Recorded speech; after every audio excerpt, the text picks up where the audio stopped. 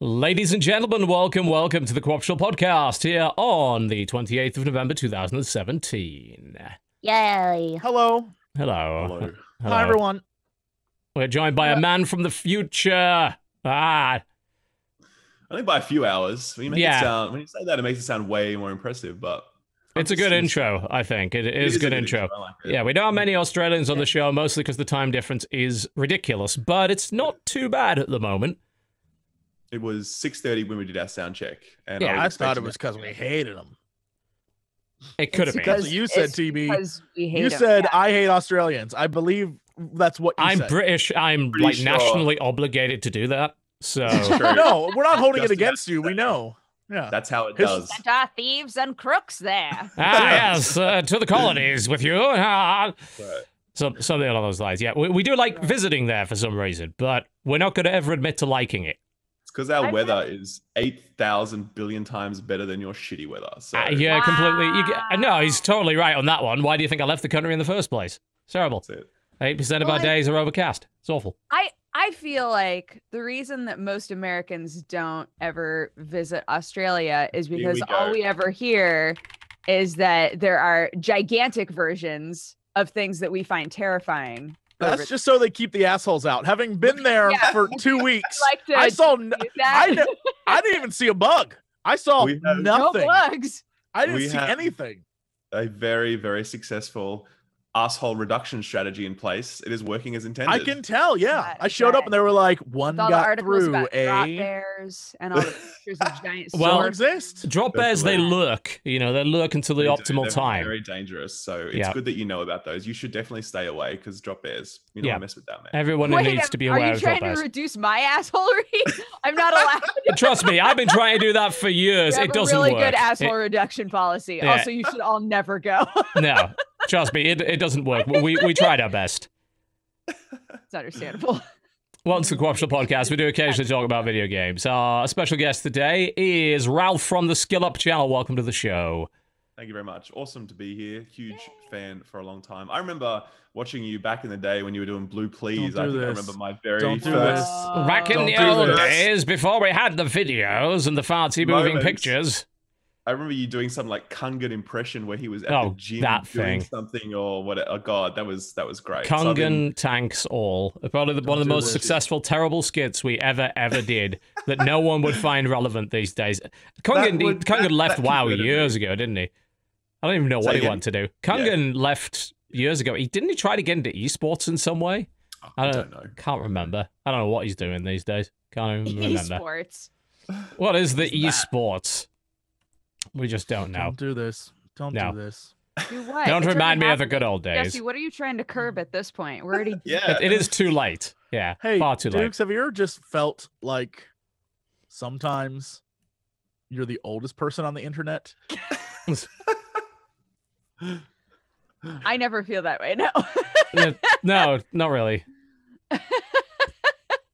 Cool, just me then? All right, Yes, I'll go just back to the old folks' home. Yes. Be like, hey, everyone, remember YTMND? I do. They'll be like, shut up, Grandpa. I'll be like, that's where the memes were. That was before they were called memes. No. Yeah, that's true. That's true. Oh my god. Everybody at my E-bombs college- world. Ah. Bombs world. when like the term meme started becoming a thing, everybody at my college pronounced it Mimi. I'll never forget. Oh, Mimi. Yes.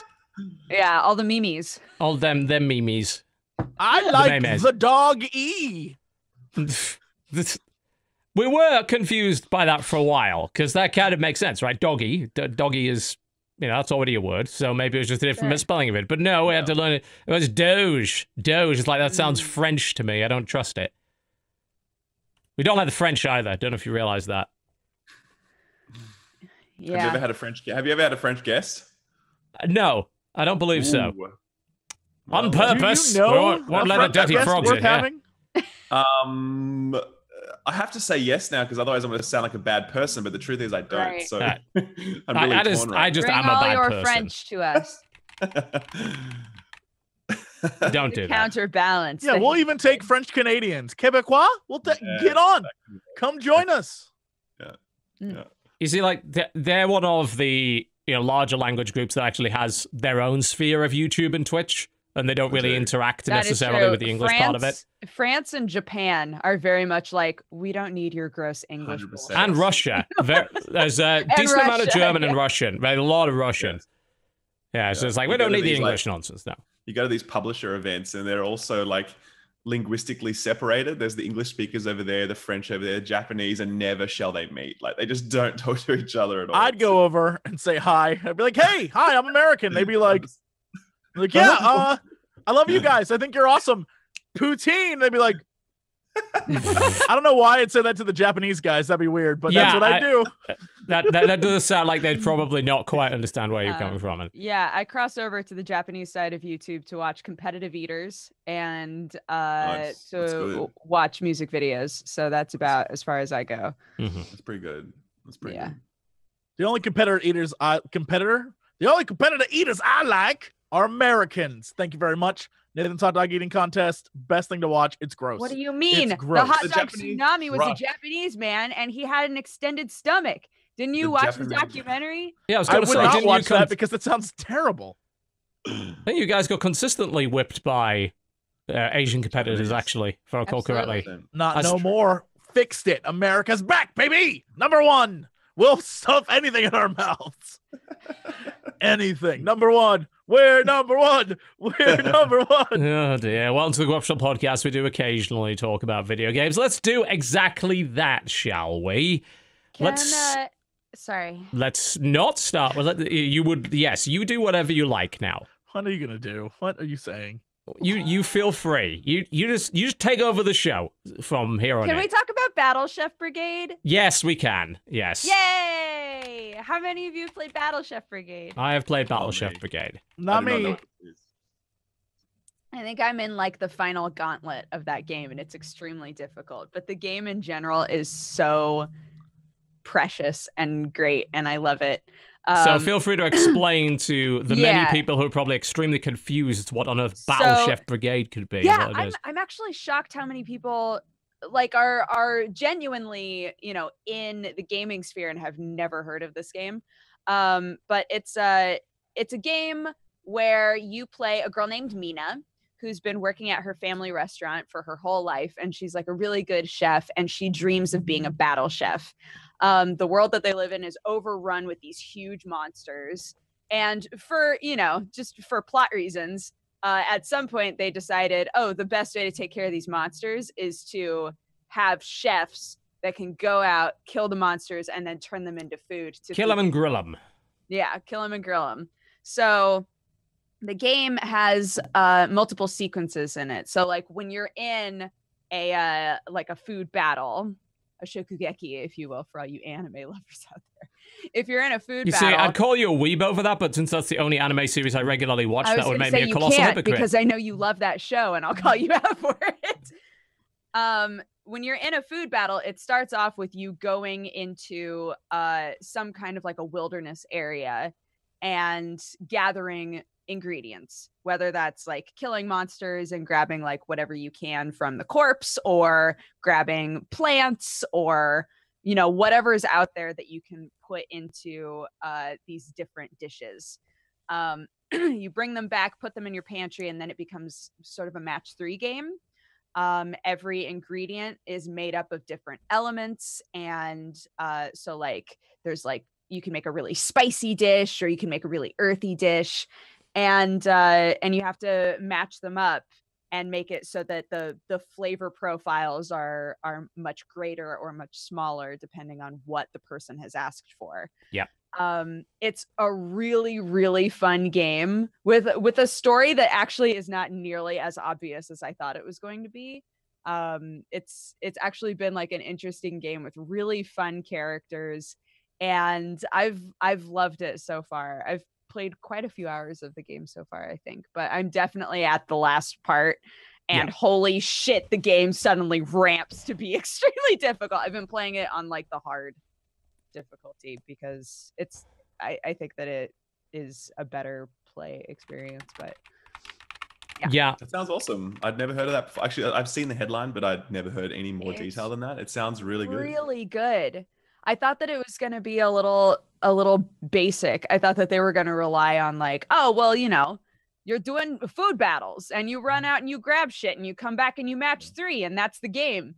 But they've actually put like a ton of characters into it. They've put a lot of like a good little story inside of it, and it's fun. It's a really cool game. It really, the way you describe it really reminds me of Golf Story. Did you guys play Golf Story? I downloaded haven't Golf got Story and I around never to played it. Golf Story is like one of my games of the year. It is phenomenal for, I think, so many of the reasons that you've just described, where they take this premise and then they just apply all of these RPG mechanics over the top of it, and amazing writing and characters and everything, and it just becomes this great, perfectly paced experience. Like, if you haven't played Golf Story, totally recommend it. It is an absolute gem. I've had a lot of people recommend that one, honestly. Oh, it's so good. It is. I just haven't got around to playing it, and I need to do that. I still need to fix the. I've got some weird problem with my Joy-Cons not syncing properly, and I haven't used my Switch really since. So because it just can't be bothered to fix it. But yeah, I've heard great things about that, and Battlechef is good as well. You know, it's a nice combination of what sounds like 2 fairly simple components, but they make sense and work well together. I think Match 3 is probably the best way you could do the cooking aspect of it. And you even have the idea that as you turn the ingredients around, you're stirring, basically. So there's even a little bit of thematic element in that. Like, I think it's probably the best way to abstract it and make it make sense. I can't think of another better way of doing that. And it does add a level of challenge because there's actually a lot of planning involved. Because the pots that you can use have very limited space, they only have 16 squares. If you're not matching things up properly, you can rapidly run out of space. And since your goal is to try and upgrade the gems as high level as you can by combining as many as you can to increase the score and make the dish better, while avoiding doing things which would make the dish worse, you can you'll have a strategy going in and you can very rapidly fuck it up. It's really easy to do that. I found myself like, oh god, because it's all under a timer. I've got 30 seconds left. I'm supposed to cook 2 dishes. My other dish is just a fucking mess. There's poison in it. The flavor profile's completely wrong. There's bits of bone that I left in there. It's like, I'm just gonna serve it and hope that the other guy's was worse. That's what makes it good. The time constraint and the overall complexity and the amount of planning that you have to do is what makes the Match 3 more compelling than most Match 3s. Yeah, I actually really enjoy the loadout system. Because like if you fail at the match and it says like, do you want to rematch? It throws you directly into your loadout. Yes. And you can choose like items that will help you with going out and grabbing ingredients, items that will help you with the actual like cooking process. Yeah, there's a bunch of different kinds of cookware that you can use. Like some will only match a particular color, but they'll match 2 instead of 3. There's a slow cooker that you could just dump a bunch of stuff in and that'll very slowly upgrade it. So if you have a longer battle, you could equip that, and that's probably pretty good. But they all have drawbacks as well, so you've got to be careful with what you pick. Is this only on Steam? It's on Switch as well, actually. And Switch. I was going to say, this is the kind of game I want to play on Switch, so that'd be perfect. It's on Switch. Yeah, a lot of people have been playing it on Switch and saying it's great. Yeah. Awesome. Only sort of big issue that I had with it was that this game is begging for a multiplayer cook-off mode. I agree. And it doesn't have one. It's got the campaign, it's got a daily chef challenge, and it's got a set of in-game challenge missions as well. But it's like, goddamn, was this begging for a split-screen cook-off? Simple as that. And it doesn't have that. I'm like, please add that, like, in a DLC, please. I would also love, because there are 3 mini games that you can do inside of it to make money so that you can buy like better items. And a couple of those mini games I would actually love to just space out and play for it, like an endless mode. You can. If you go for the restaurant mode where you have to quickly match the patterns. That's my least favorite game. Yeah. They don't have a bunch of the puzzle mode, but they do have that. You can do that endlessly if you like. Interesting. But yeah, other than that, no. It's good.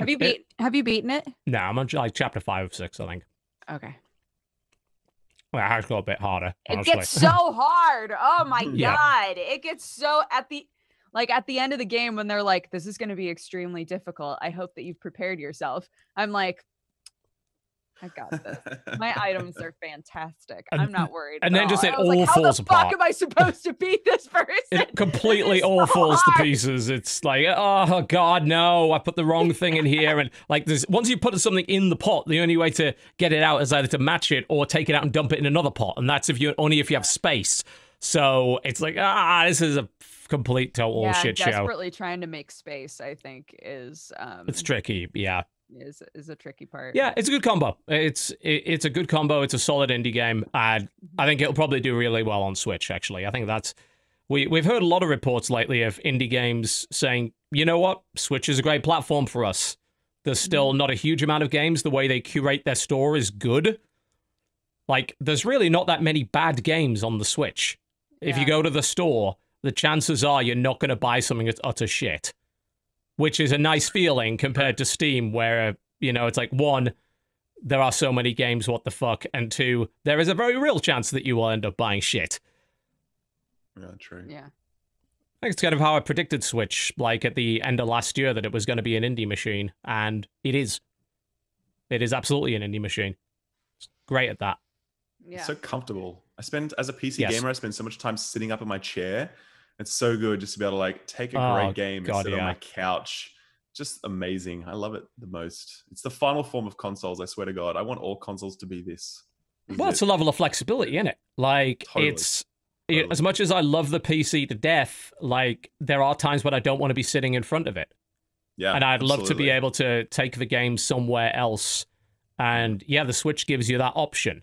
And there was a lot of doubt before it came out that anybody would use it. Like, they'd either use it one way or the other. Well, recent surveys, and we actually did our own survey that matched this up, that the majority of users use both modes. Yep. On a fairly regular basis.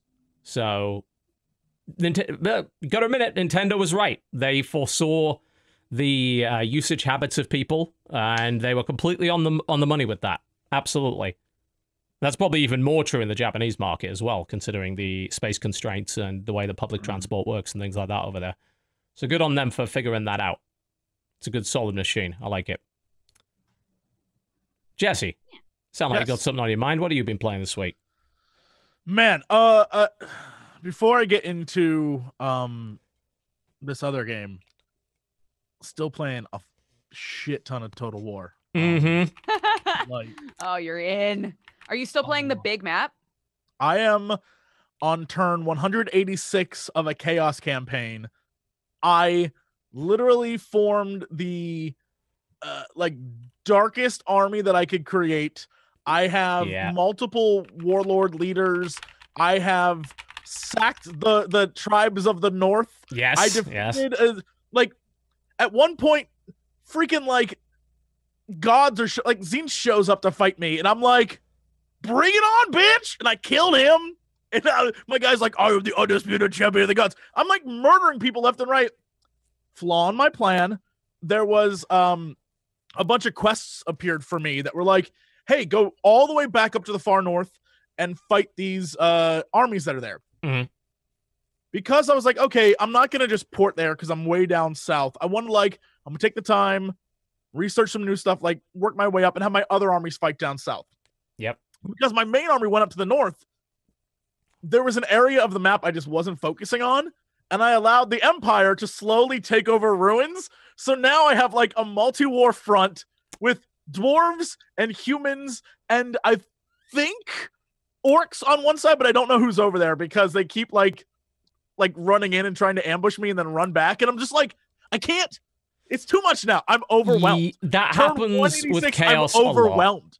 Yeah, you're trying to focus on one enemy at a time as Chaos when everybody basically fucking hates you for the most part is pretty tricky. Diplomacy as Chaos is difficult. You could usually keep the undead in maybe a non-aggression pact at most. Everyone else is fuck Chaos. Fuck, nope. The problem is that everyone, for about 50 turns, everyone was like, oh, well, the Empire's on a war march, so let's just declare war. So Undead declared war. Beastmen declared war. This one group called Bear Salong, which is just a bunch of northern men, declared war. And I was like, okay, sure, yeah, I'm in. Let's fight. because I was off on the other side of the map, I didn't at all help. It was just like rampaging through this dwarven countryside. Yeah. Everything was fine. I was perfectly okay with what I was doing.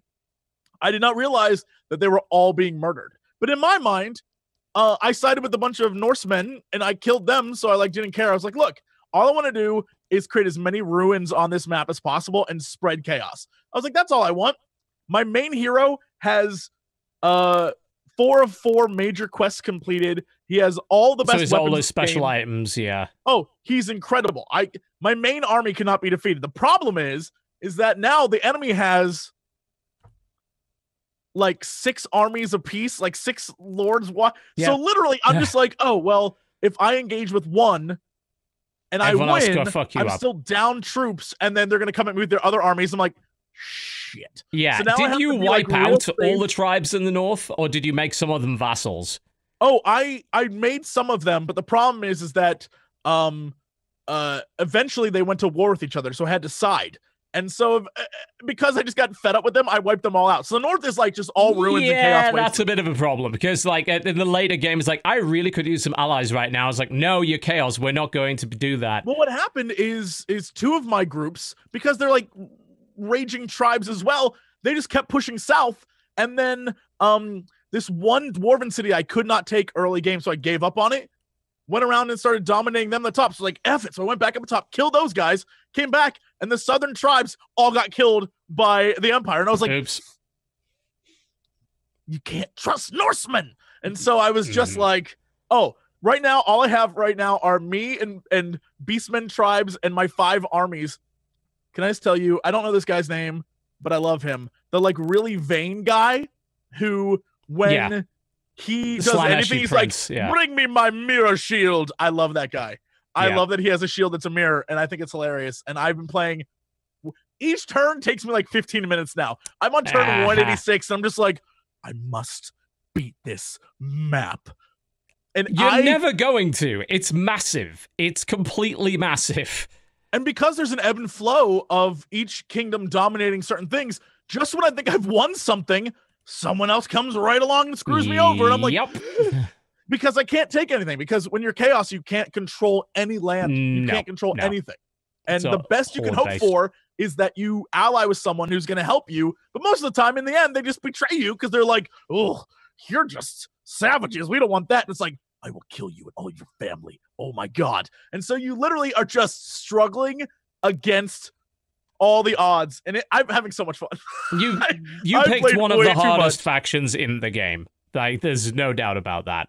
This is literally the 3rd. I played a test game.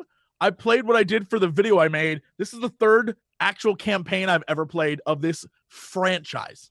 Mm-hmm. So like, I'm feeling it. I like the vibe.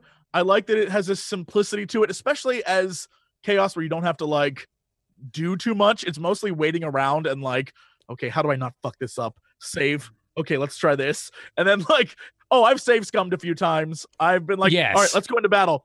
Fought, and then like 80 armies approached me. I was like, okay, let's go back a turn. Yeah, we can't do that. Yeah. Save scum the shit out of everything in that game. That's the best way to play it. Anyway, another game that I think is really cool, and I definitely want to make a video about it at some point, is a game called Orwell. Oh, yeah, that came out earlier this year, if I recall correctly. Yeah. I finally got around to playing it. Orwell is essentially a game where there's this big computer program that monitors everything everyone's doing. And you work as a human researcher, and your job is to sift through all the information and discover who could be the source of a terror attack. There was a terrorist attack, and they were like, no more. We're not doing this. Like, we're done. We're going to make sure this never happens again. And so it's your job to root out who might be a terrorist, but it's also your job to decide what you share and what you don't share. Right. Because sometimes you can screw over innocent people. But the question is, do you care? Because there could be the potential that they are bad, right? And so you're walking like this very crazy thin line where you're digging through web pages and social media posts and dating profiles and like news, like all sorts of the things that you would see online normally. Yeah. And you are basically just invading the private lives of people to figure out if they're bad guys. But the thing is that clearly you're not ever going to have enough information So what do you do with the information you do have? And sometimes information's relevant and sometimes it's not. But you're like, I need to secure this nation, which I think is the concept is awesome. It's really cool. It is definitely a game that makes you question a lot of things and makes you like think through some shit. And the artwork is like fragmented and weird looking, and none of it's cool. It's a very cool game. I would recommend it. I don't want to talk too much about it because it is spoilerific. Yeah. Most of what you do in there is plot relevant. So I will simply no, not yet. It is on my like I started playing it and then had a bunch of work to do and then went back to it last night and a bunch of things opened up and I'm like, ooh, I like where this is going. So yeah, I definitely would. I think it's like $10, $11, $12, something like that. Definitely worth checking out. Yeah, I'm curious how long it is. I do not know. But it definitely Sounds has like huh? a Big Brother vibe to it. Yeah. But you're Big Brother. And then, and of course, this is no spoiler, but of course, because you're researching people, guess who's researching you, wink. So you never know if you're like in trouble yourself for what you're doing because it's Big Brother. So there's always someone watching you too. And it's like, oh, are you sure you want to be doing that? And so that goes back to the whole idea of what you say and what you don't say. Because if you say everything, innocent people are going to get fucked. Right. But if you protect people, then it's like, what are you doing? What's happening? So it's very cool. I love everything about it. I love the concept. So if you want to get like weirded out and have a weird vibe yourself, definitely worth checking out. I definitely really enjoy, and there have been a few of them in the last few years, but I enjoy games where it's like you're just a normal person who's thrown into the position of having to decide if someone is a bad person or not. Yeah. And like, I think that concept is so fascinating when you don't actually get to talk to the person that you're judging. Like it's. Did you play Her Story? I actually have not played Her Story. Oh, you would love that then. If you're into that idea, it's like that is what that is to a T. But Her Story has a definitive, if you get everything, there's a definitive story there. Like it does, yeah. And I don't think it's open to interpretation, but I think along the way, you're like, I think along the way it's open to interpretation. For anyone that hasn't played Her Story, it's this these live action clips of a woman being interviewed in a police interrogation, whatever. And there's a crime that's been committed, and you basically need to sift through her interview tapes to try and get to the bottom of it. And you're sort of just clicking through things basically and reordering things, and that's it. But the way that the story unfolds and what becomes available, really your view of this character changes so many times as you're playing. And then obviously there is a resolution to the story because there is one ending. But the journey that you go on with that character and the way you judge her, as you said, is just crazy. Like your perception of who this person is varies wildly from. There's also a perception of you. One of the things that I thought of while playing it was like, who is the person looking up this footage? And the more you go through, there's a possibility of who it could be, which I think is interesting. And you're like, there's layers to this game. It's cool. True. It's a cool game. It is very, very good. Yeah, I waited. I actually forgot that game existed. I was going to wait to play it because Jesse had talked about it so much that I knew a couple things about it. And so I was like, oh, I kind of want to wait until I forget about the things that Jesse has said so that I go in just like as a blank slate. No, it's totally fine. Because I'm really good at that. I forget about what Jesse says all the time. Well, I work right next to him. And so, that's no excuse. If they had just gotten done playing it and they were excited about it, they would talk about it. So I was like, I'm going to wait until I've forgotten. And I've forgotten like everything that you've ever said about this game at this point. So I should definitely play it. Now it's time to play also, in the same vein, I think it's iOS and maybe Android game, but it's also on Steam. I mentioned this before, but we beat it, and so I now know there are multiple endings. Check out Simulacra. Yes. It is in the same vein where it has the exact same vibe as all the other found phone games.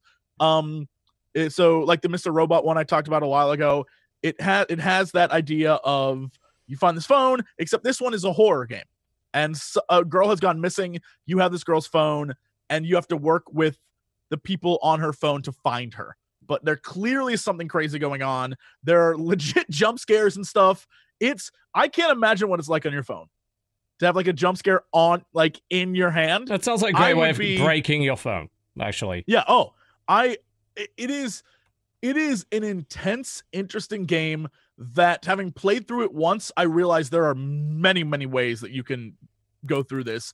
And wow, I was really, really impressed with the way they did it. And I, I can't say anything but good things about it. I don't know how much it costs, because we got it on Steam. I don't know what it is on iOS, but it is definitely a game that will make you I guess the whole point is it's trying to make you question the amount of technology you have in your life, I guess is the best way to describe it. And it's done very, very well in like a cool, twisted way. So I would check it out too. Fair enough. Well, I beat Wolfenstein. I heard it got better for you. No, it didn't. Never mind. Tell us, what did you think? I mean, I would unequivocally call it the most disappointing game I've played in 2017, frankly. Really? No Yeah, I really didn't like it. Is that because you were really excited to play it? There's always an aspect of that, It's like, it was my top game of the year when the original came out. So I was expecting some pretty good stuff out of it. And, I mean, the whole thing was a slog, honestly. I saw that I was getting towards the end, and, like, I didn't want to keep going. I had no interest in continuing to go, but I did anyway. Just because, like, you know what? I'm a chapter away from the end. I might as well finish the bloody thing. Oh, God, it's a snore fest in many ways. It's unmemorable in many others, which is exactly how I would not describe the first one. Do you think it matters which character you chose? That wouldn't make much of a difference, because most of the problems that I had were not with the story itself. It's fine. The characters, for the most part, are fine, although I wouldn't say there are any good new characters that come in this time around. Nobody particularly memorable when it comes to that. The main problem I had was actually the level design and the way that the levels were presented. They're infuriatingly bad for the most part. They're hard to navigate. They're in many ways incredibly dull. Like Manhattan, the bombed out Manhattan that you go to, which is about 3 hours into the game.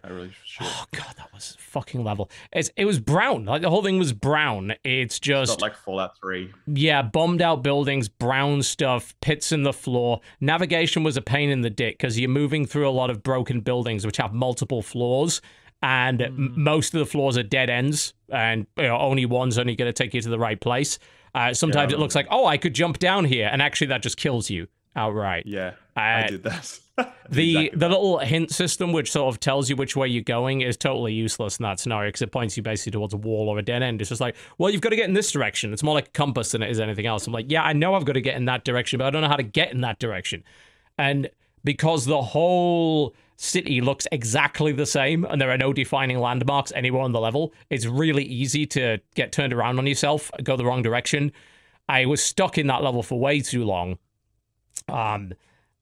And honestly, compared to the levels in the first game, which were all pretty damn memorable locations, really cool shit, You go to the moon. There's a level in a giant U-boat. There's a level in this really awesome museum, which has got a bunch of really cool set pieces in it. Of course, there's a level in the castle. There's a level in the German or French countryside. Can't remember which. It's all over the place, and it's a cool story because you're picking up characters along the way. You're meeting and introducing yourself to different people. It feels like it goes somewhere. That game had a very clearly defined start, middle, and end that went a good distance across a large number of interesting places. Wolfenstein 2, it's the big sequel. You expect bigger, better, larger, grander scope and ambition. It's not. It's the opposite of that. It's far more focused. It's all set in America, which is not, by the way, an excuse for boring terrain. You could very easily have a lot of really interesting terrain in America. America's huge. There's all Yeah. kinds of. They don't, though. They don't. You know, Manhattan is boring as hell, and New Orleans wasn't really much better. It's just another bombed out city. You know? Yeah, that was disappointing. I was really looking forward to New Orleans and what they could do with that. It was, yeah, you're right. It was exactly that. Yeah, the Roswell locations vary from, you know, you get a small slice of seeing what America under Nazi rule is, which is cool, but it doesn't last very long. And then the rest of it is like underground military base, bunker, other military base, blah, blah, blah. There's one memorable place that you go. Admittedly, the pacing of it is just dragged out so much because, as I discovered when I was looking on YouTube, this game has about anywhere between 60 and 90 minutes more cutscenes than the first one did. Shit ton of it. 3.5 hours in total. Something like that, yeah. Like just a genuinely massive amount of cutscenes. And they constantly interrupt the flow and pacing of the game. What I wanted, really, was to see more involvement from the other characters in your story. What you actually get, especially for the good... I'd say it's the first half of the game, but frankly, I think it's even more than that before there's a big event that happens to kind of change things around. It's mostly BJ monologuing to himself, having quite a few flashbacks to stuff we kind of already knew about him anyway. And I was like, hey, this is what he was like as a child. And like I said, we knew this from the first game. Like, you're rehashing this for no reason. And I'm sorry, but BJ is actually the least interesting character in the whole damn game. And I wanted to hear a lot more from the other characters. I wanted them to be more directly involved in what I was doing. But they weren't. Gotcha. No. That's not to say the game is lacking in charm, you know. Some of the scenes and some of the cutscenes are great if you can stomach sitting through them. You know, some of them are like 10 fucking minutes long. It's like, God damn it. They're cool. Yeah, but I don't play games to sit there watching. I play games to be involved. I absolutely play some games but it's such a good, Some games, it's like, for me personally, I think it's so interesting that you say this, because for me, Wolfenstein was one of my best games of the year because of the fact that I enjoyed the narrative so much. Like, I actually didn't care about the gameplay. I was like, cool, I'm shooting things, whatever.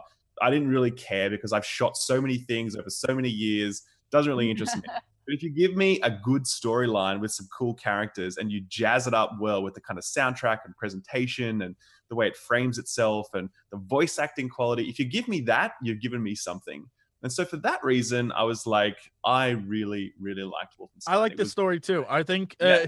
but I understand the difference between myself and TB, where he's in it for the mechanics, and I literally the game could be like. I mean, I'm not walking, just and in I'm it like, for if that. It's a good story. I'm in. So it's just I want these interesting characters to be more front and center and to be more directly involved in the gameplay, which they're not.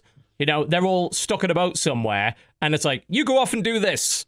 We'll be there when you come back. The last one, though, right? Well, no, because a lot of that game consisted of actually traveling around the world, meeting and collecting those characters in the first place. The problem is all of your characters are already there in Wolfenstein 2. You only really meet... There's one new person in the first half of the game, and there's one new person in the second half of the game that you barely get to interact with at all, because when you get him, it's almost the end of the game anyway. And neither of them really hold a candle to the other ones that you met in the first one. So, to me, they're all just stuck on the boat, completely non-involved in what you're doing. And in particular, in the first half of the game, you barely get to speak to them. You hear what BJ is saying to himself and muttering to himself, and there's some pretty cringeworthy dialogue in that. Like, I like his muttering. I don't. He's boring. Great. He's a boring character, in my opinion. Straight up dull. Both sides. I'm Yeah. glad that I'm getting like very aggressively like, no, this was all bad, and then, you know. No, this was the best. Yeah. Yeah. No, Not in my I eyes. definitely see how you could not enjoy it though. I mean, that's definitely not lost on me. I think it's very much a matter of perspective with this kind of game, you know, and that sort of experience and that sort of narrative, because some lines will land and we're like, fuck yeah, that's awesome. And the other person will look at it and they're like, dude, that's lame. Come on now, you know? It's you know, that game, in my opinion, gets in the way if you're playing the game way too much, with a combination of bad level design that drags everything out and just frustrates, and a shit metric fuck ton of cutscenes.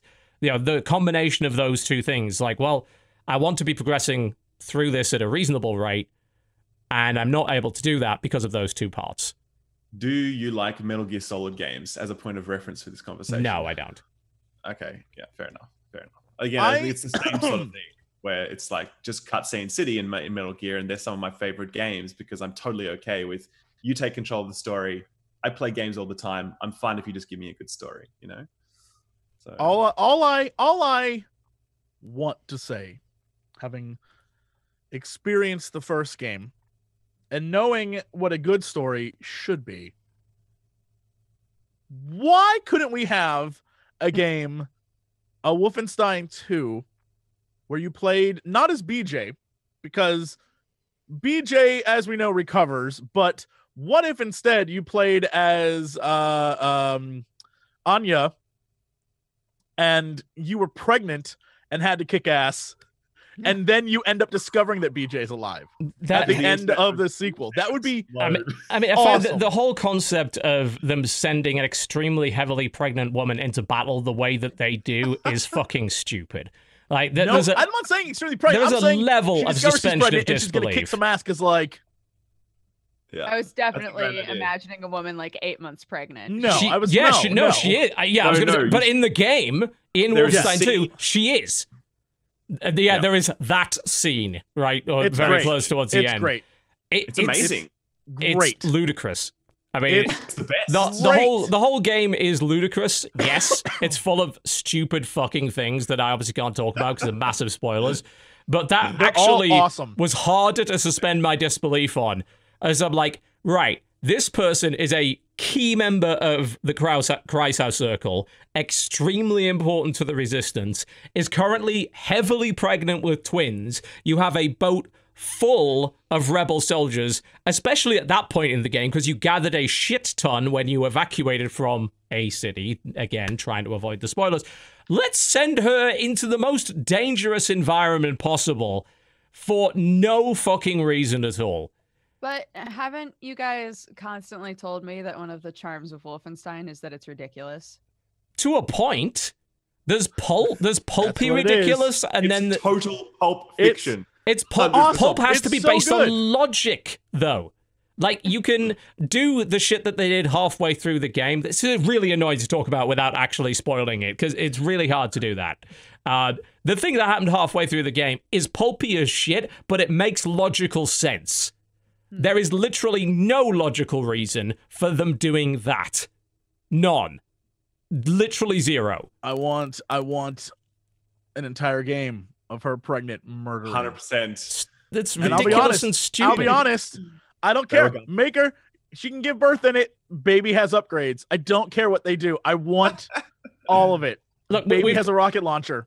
We talked about this when some people brought up the idea of it's stupid to expect common sense and logic of any form in a game with dragons in it or whatever. It's like, you don't just dump dragons in anything without explaining where they came from, how they work in this world, and why they're there in the first place. You don't just throw that in. Right? Everything has to make logical sense within the universe. Right, it's a universe with laser weapons and mecha Nazis and giant flame spouting mechanical dogs that you can ride.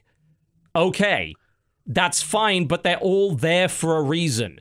And the But it's also a actions universe taken where a man were all- was exploded and is fine.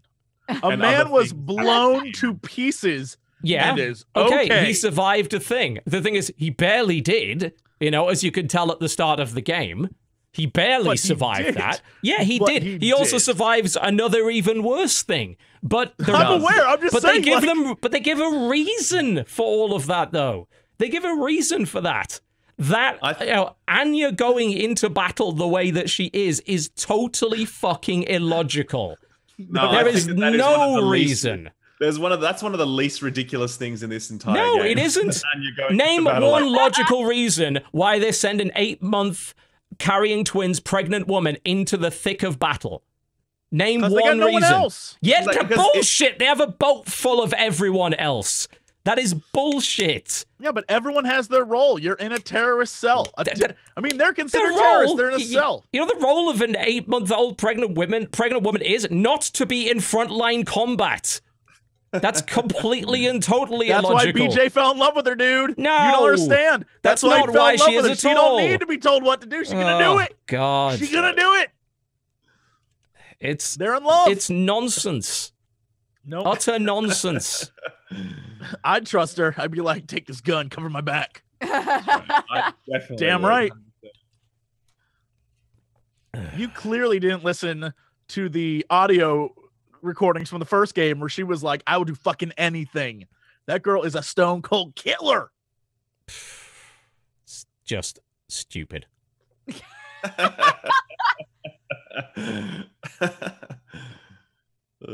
Anyway, I hated it. How close are I know TV said you beat it. How close are you guys to beating it, do you think? I finished it ages ago. Oh, okay. Yeah. It's the kind of game. Yes, I don't know. I think most people I've spoken to finish it because it's such a narrative kind of game. It's like you just like push through it, even if you're not particularly enjoying it. You just have to see the ending. So, Which is a most people letdown, who by the way. Signed for Wolfenstein. Not even a final boss fight. The ending sucks. Yeah, I agree. That sucked for sure. Totally agree with you on that. You know, 100%. to that, it sounds like it's expecting the DLC to actually finish the game properly. It's a thoroughly unsatisfying conclusion to the game. Yeah. Yeah. Anyway, right. Well, that's our opinion on that. So, sure. There you go. Ralph, what you got? What you been playing? I don't get to play much, unfortunately, because I work full time and because I do the whole YouTube thing, I have very limited throughput. So now my whole life, it seems, is like lived in back catalog. Right now, I'm playing Assassin's Creed Origins. Okay. Well, I mean, that's fairly recent. It's fairly that's recent-ish. not, like, old. No, it's not old. It's not like No, not at all. Assassin's Creed Revelations or whatever. I was going to say, if you're playing Assassin's Creed 2, that might be back catalog, but I think Yeah, Origins true, is true, totally true. acceptable. Have you guys played this game? Only a No, little. I've heard good things though.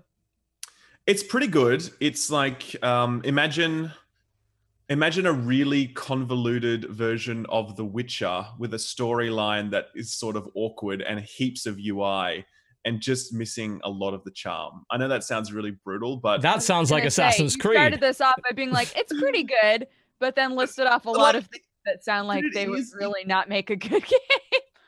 it is good in the sense that it's a nice, very well-paced, open world, follow the marker kind of game, but it's just not landing for me personally. Like, I can objectively look at this and understand why so many people really enjoy this game, but for me, the characters are so weird. Like, it's a very much a revenge story about a husband and wife who are sort of like trying to avenge their son, and they keep making out while they're talking about the people that they're killing who killed their son. It's kind of like, dude, okay. that's not okay. That's weird. It's got this Right. very sort of teenage. It was a simpler time. Maybe it was a simpler time back in ancient Egypt, and that's how people got their Yeah. rocks off by, like, you know Yeah. what I mean? But Revenge, yeah. totally, but The true aphrodisiac. it has this really sort of teenage quality to the writing, I think, and it's such a beautiful world. If anyone has played the game, everyone will agree that the world that they built is just absolutely phenomenal. The level It's gorgeous. of detail, it's gorgeous. Like, it is. I sort of weep to think, and this is going to sound super bad, and I don't mean any disrespect to the Ubisoft guys who made this, but I weep to think what they could have done with it if they'd really been ambitious with this game. Because what they did was super, super ambitious with the world, like uncompromisingly ambitious with this world design, but no ambition whatsoever in the game design. It's literally just follow the marker, next annoying cutscene, next, one-dimensional character after the other. If you gave this to a developer that knew what they were doing, please, no disrespect to the Assassin's Creed devs, that sounds terrible, but you guys are shit, is what he's saying. no, Assassin's Creed Worst game of the year. Assassin's Creed has such legacy to it in terms of its systems and what players expect, and you can't mess with that too much. But I think like Zelda, for example, this year just proves what you can do to the open world formula if you really want to mess with it while still remaining true to the source material. And Assassin's Creed desperately needs that. It desperately needs that. How much can we take out of this while still leaving in what makes it great to really invigorate it. The solution to improving Assassin's Creed is not adding more at this point. It's actually taking out heaps. Taking some stuff away. Yeah, that does make a good degree of sense. Because like you said, like going into that, it's piles and piles of markers. Like they're all over your screen. Every time you looked at an Assassin's Creed map, it's like, oh, there's about 500 icons here. Like, fuck's sake. Like there's something every 5 feet. But even mechanically, it's a case of you walk into an environment that is so beautiful and there's so much to look at. You walk into the Library of Alexandria, for example, and you're like, whoa, man, I'm in the Library of Alexandria. This is fucking awesome, right? And then you like have to find the secret papyrus. And all you do is you hold up on the D-pad, it pings the location, there's a marker above the papyrus at the other side of the room, and you go over to it. That's it. You've explored the Library of Alexandria. It's the perfect example of why mechanics and UI and all this sort of stuff completely shatter the environment when you're in this place and you don't care, because all you care about, all your brain is conditioned to care about in that moment is the marker that you have to get. You're right on the money with the fact that this game's beautiful looking. The world that you play in is phenomenal, but every other aspect of it feels off. And not until you started talking and I started like piecing stuff together, and I hate to do this, but it's a comparison I have to make. It feels like the team sat down, all of them played through Witcher 3.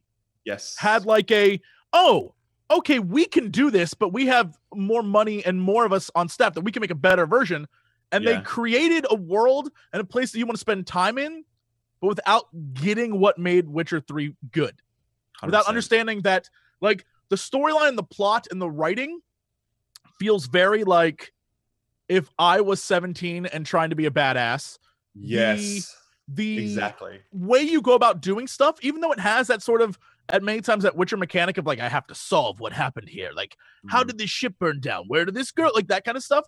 Yeah. It's like done in a Assassin's Creed kind of half-assed way. Yeah. And then your bird is just pinging every fucking thing on the map. So it's like, I know where to go, so I don't have to do any work.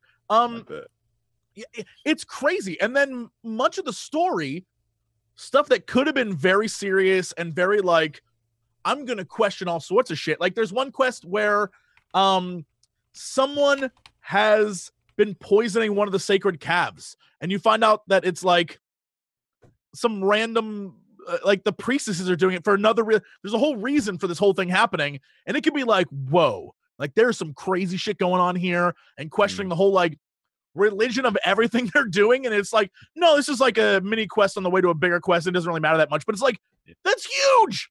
That's like, especially if you are new to the world of ancient Egypt, where you're like, wait, so why does this calf have like sister wives? Like, why does a cow have people? Like, there's a lot of crazy shit going on in ancient Egypt that is insane by modern standards, but is super interesting. And 100%. The way they handle it is like, let's fucking get to the cool shit and like kill some people. It's like, but there's so much lore going on here that if you took 5 minutes to like focus on that, it could be a really rich game. Instead, it's just a beautiful, shallow game. 100%. That sucks, because that means they obviously did a lot of research and like wanted it to be lots of quests that were at least mostly accurate to what was going on in ancient Egypt, but they didn't. That's so bizarre that they would take time to try to be accurate. They waste so much of that because it's so clear that there would have been a research unit that would have put in hundreds, thousands of hours to research ancient Egypt. And so much of that has gone into the creation of this world. And then there would have been a narrative team whose job it was to ignore all of that. Like Cleopatra is in this game, for example. Cleopatra is one of the most fascinating characters in all of antiquity. She is amazing. If you look at the story of Cleopatra, incredible, right? And then she's introduced, her first line in the whole game is, I will fuck any man so long as he's willing to be executed the following day. Do you know what I mean? Like, it's this completely ridiculous introduction for this incredibly interesting character. And she's basically just presented throughout the rest of this game as this dumbass quest giver who just like tells you, hey, do this. It's all of it is wasted. You could do something so awesome with this world and these characters, but they just don't. What's crazy about this is also a time period when you have influences from across the Mediterranean. So you have all these like Roman, like there's so much intrigue that can go into this. And here's the problem that I have. And I know a lot of people, when they look at a game like Witcher 3, they're like, oh, well, there's a lot of politicking going on and there's all these factions. And like, but in an adult story, that's interesting as shit when there's like everyone has reasons and motivations for what they're doing. And war isn't like a cool thing. Everyone fucking hates it, but they're like, this is where we're at right now. And like, if those guys win, then these guys kill all these people. But if like they win, then all these other people suffer. Like everything's shit. And in this, that's not the case at all. When it should be. There's so many things happening during this period of ancient Egypt where it's like anything that goes wrong could light this whole fucking place on fire. And that's such a cool idea that they just squander the fuck away because it's like, yeah, but you're an assassin, so you're cool like in the shadows, so like none of this matters. I feel we've been playing Assassin's Creed games for so long. We've grown up, but the series absolutely has not. It just seems it has the opportunity, given its rooting in history, to really age with its audience and to continue to arc towards their growing intelligence. But instead, it just continues to ground itself in the basic teenage tropes of let's go kill this, let's have sex with that. Let's go be cool. Let's go be cool, you know? And it's just... it's a shame. It really is. So, but they did change up the mechanics a bit in this game. Yeah, right? Quite significantly. It's much more. It's much less Assassin's Creed-y, much more open world Witcher 3 stuff.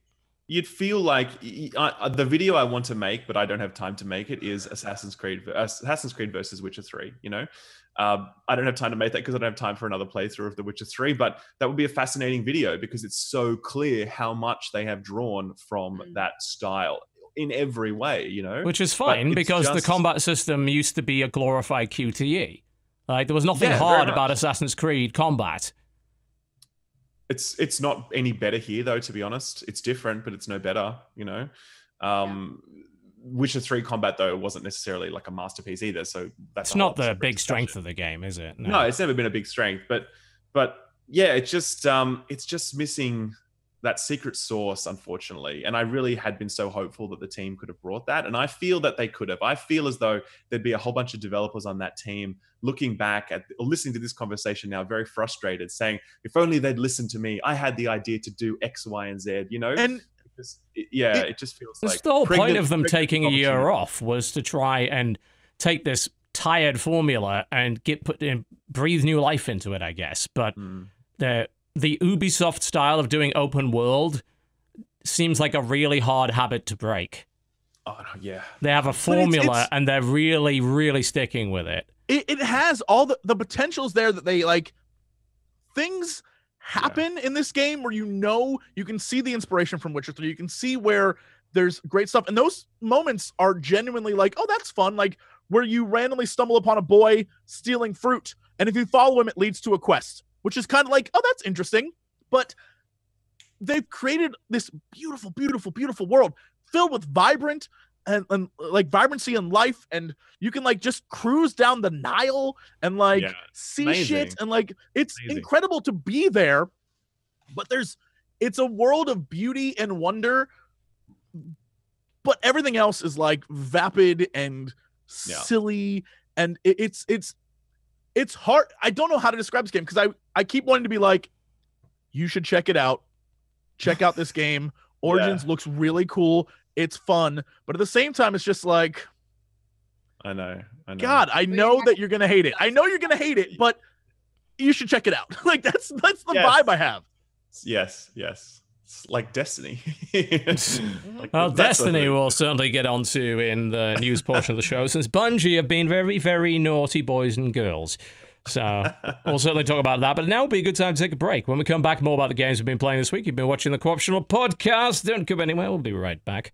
Ladies and gentlemen, welcome back to the Co-optional Podcast. The sounds of Miracle of Sound, as usual, a favourite on the show, the new Black Gold and Sovngarde song. Right, let's get back to stuff that we've been playing. Dodger, what else you got? I was avoiding that stupid Animal Crossing mobile game because I don't like the normal Animal Crossing games, right? So okay, like, well, that's a pretty damn good reason not to play it.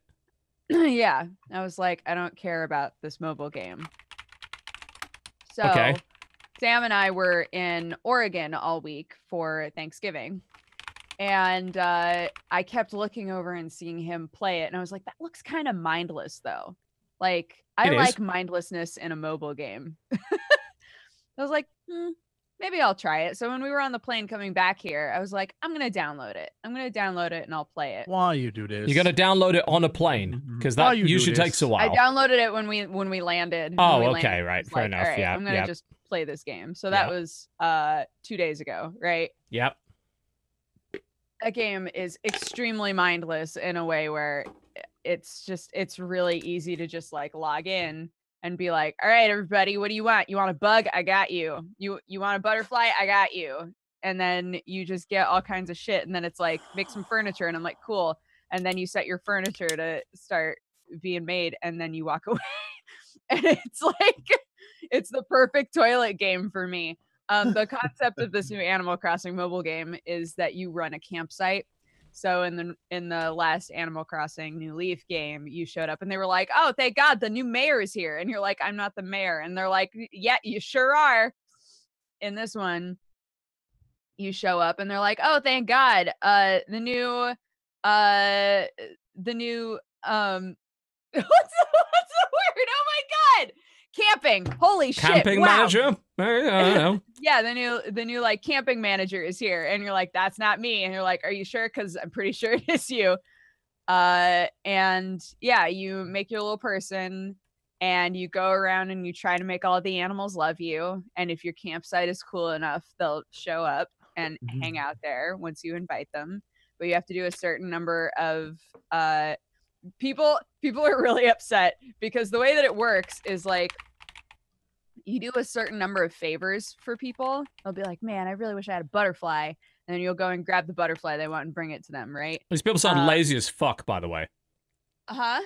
These people sound lazy as fuck. They're It's like, very lazy. get your own fucking butterfly. How hard can that be?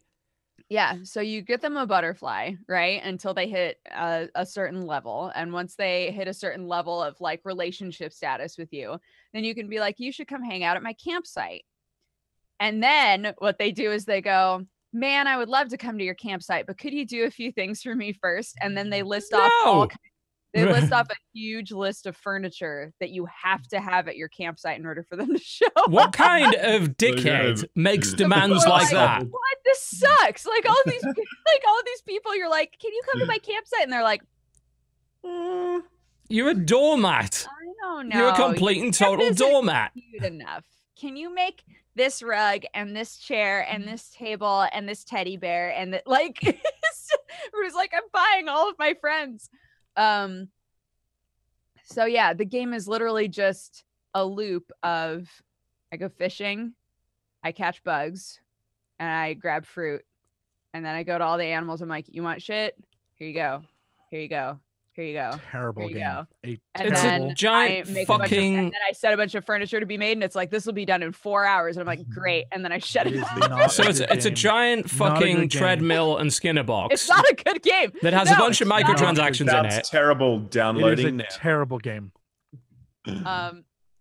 So yeah, I've been been playing that There a is- lot the last couple. I'm not of sure you are playing anything. Like right? the game was just demanding things of you. It does make me tap the screen when when a fish has grabbed my bait. Wow, Life goals. challenging, That's a Worst game. That's right. hardcore shit. You have a little camper van, and you can decorate the inside of your camper van with all of your furniture, which I find hilarious. Which either takes a long time to build, is probably made out of a bunch of materials that take a shit ton of time to get, or I'm sure you can buy it with leaf tokens, because you can do everything in that game with that yeah, shit. they're like leaf money, but the game just keeps giving it to me already. So Are I'm you in like, a honeymoon period where they do that? And Oh, then later I'm on- sure- definitely well, is that's in the the honeymoon. You haven't thing, got though. past that That's yet. the thing, though, is when I was like level 9, I think somebody was like, "You're about to hit the paywall." Right. Have not hit any kind of a wall yet. Have not hit any. They just keep being like, "Oh, good job! You went to somebody's place and gave them kudos on their campsite. Here's a bunch of fucking money." I'm like, great. It's like, but I've literally only spent the like leaf tokens or whatever on making it so that I can have multiple pieces of furniture going at the same time. I haven't spent them on anything else. And the game also gives you what are called, I think, request tokens. And that makes it so that if you've done all of the requests that someone has for the day, you can give them a request token and be like, please ask me to do something else for you. I haven't used any of those. It's The such most an illogical, brilliant thing I've ever heard. pointless Yeah. thing. It's very silly. It's a very silly thing that you can play on mobile. For Or free, not, so, actually. hey. Or You're not. doing so good. You were doing I'm so down. good. Your boredom got the better of you. It did.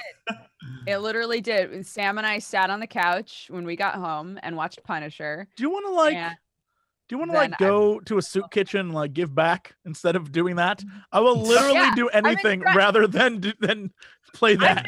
I've been trying to set that up for a while. I'm Like, sure you have. in reality. Have you, or have you been hanging out with Mr. Nook? Mr. Nook isn't in this game, so Oh, he is. He's the one taking money for all the Don't leaf call. tokens. He graduated there from is bells another- to there real is US another dollars. Tanuki in the game though, Hmm. but it's not Tom Nook. They probably removed it because people were giving poor Tom shit. Tom Yeah, true. is a He was- saint. Tom was is a tra- saint who gives you money when you don't deserve it. He was trending on Twitter in the announcement. So Tom Nook was. Yeah, he yeah, was. yeah. When they announced Animal Crossing, they're like he was trending on Twitter. Yep. So People This give Tom Nook sounds such like a waste of shit. time. Mr. Nook, ladies and gentlemen, is the only reason that town still exists. Garbage. Give him I like shit. that your camera moved when your you camera moved with your I raid. slammed. I will it keep really, slamming. like, That's right. made it all Tom come Nook is a saint. Mm. I stand by Um, everything he does. So yeah, that's a toilet thing I've been doing. Yeah, I can think I of taught my a lot parents of how other to things. play Jackbox. There's not a lot Cool. of teaching involved in that, really. No. Unless you're talking So about they're in monster their seeking 70s. monster. There's a lot of teaching that is Oh, involved in that, okay, all right, okay. yeah. So that was fun. My mom, even since I was a little kid, has been the sort of person where if a game looks fun, she'll say, I'm just gonna watch. I'll Uh-huh. just watch. I'm just gonna watch. So my whole family is there for Thanksgiving, and we set up Jackbox, and everybody's having like a great time. And mom was like, I'm just gonna watch. I'm just gonna watch. And then Sam, being a good son-in-law, was like, here, I've already logged you in. You're playing. And she was like, oh! Get in there. Yeah. It's Um, adorable.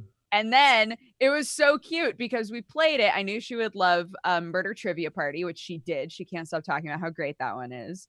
And Drawful, everybody loved, obviously. The new Fibbage one that's like Fibbage All About You. That is really fun to play with your family or like Yes, friends, yes. I think.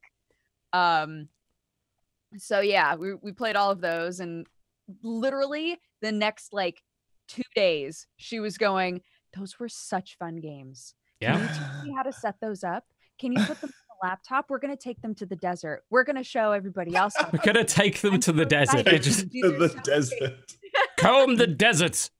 It's My such parents a- go to the desert for half of the year. For Yes. anybody who's confused by that statement, Oh my but God. We're going to bury them in the desert where no one will Yeah. find them again.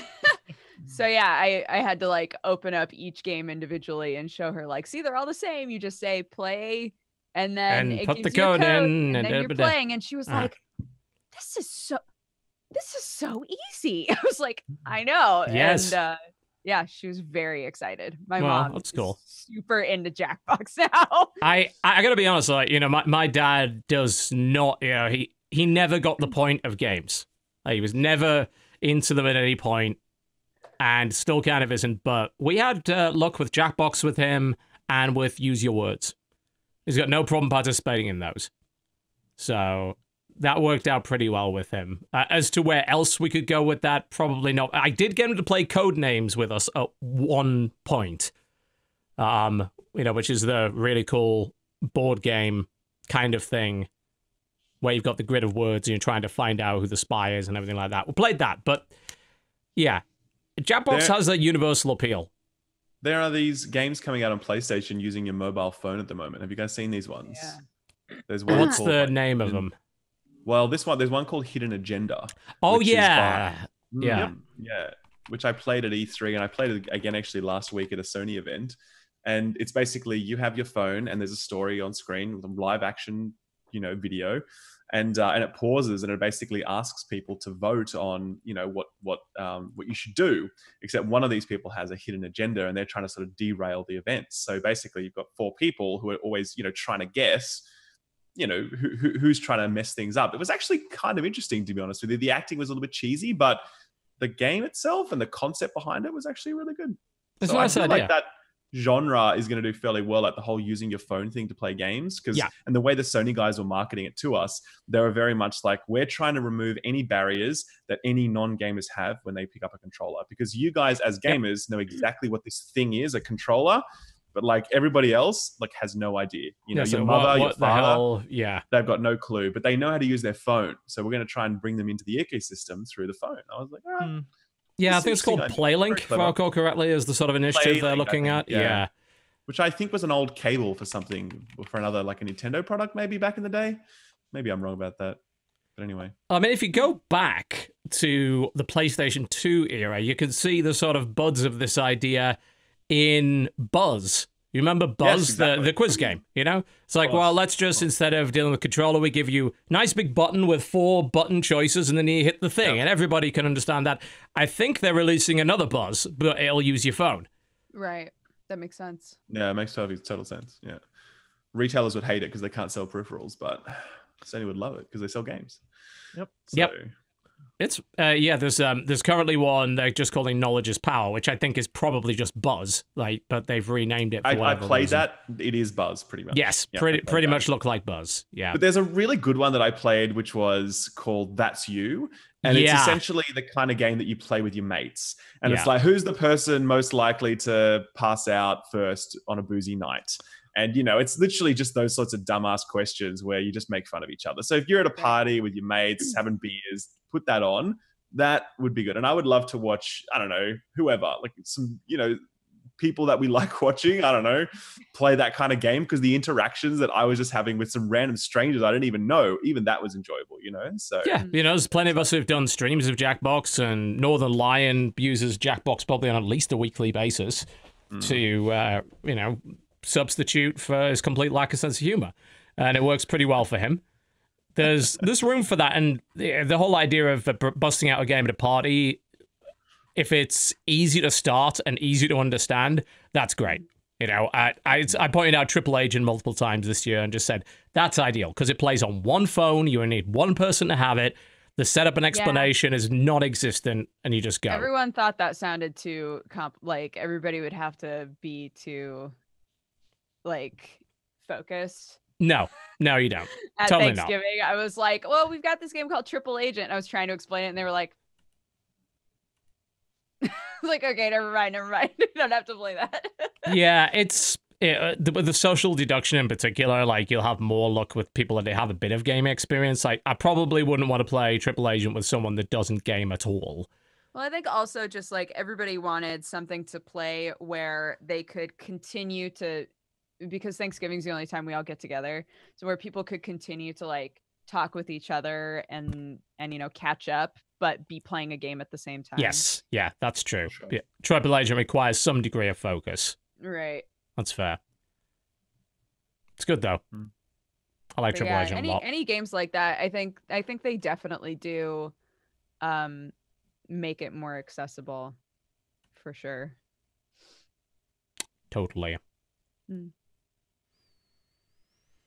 Good chat. Indeed. Video game. What else has other people been playing this week? What you got on the video games there? Star Wars Battlefront 2. Why? Why did you play that?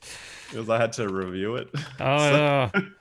So I played it. Which was that. I just saw Donkey put out a video on that as well, actually. Yeah, don't mention that. Everyone's going to leave the live stream to go and watch it now. Good job his videos are like 4 Alt-tabbing minutes. does not exist on the internet. It hasn't We'll be been fine. existed Yeah, just yet. leave this on mute for a couple of minutes so we're getting the viewer hours. It's fine. You can go watch the Dunsley video and then come back, okay? Have you guys actually played much of Star Wars Battlefront 2? I've been. Have you guys talked about death?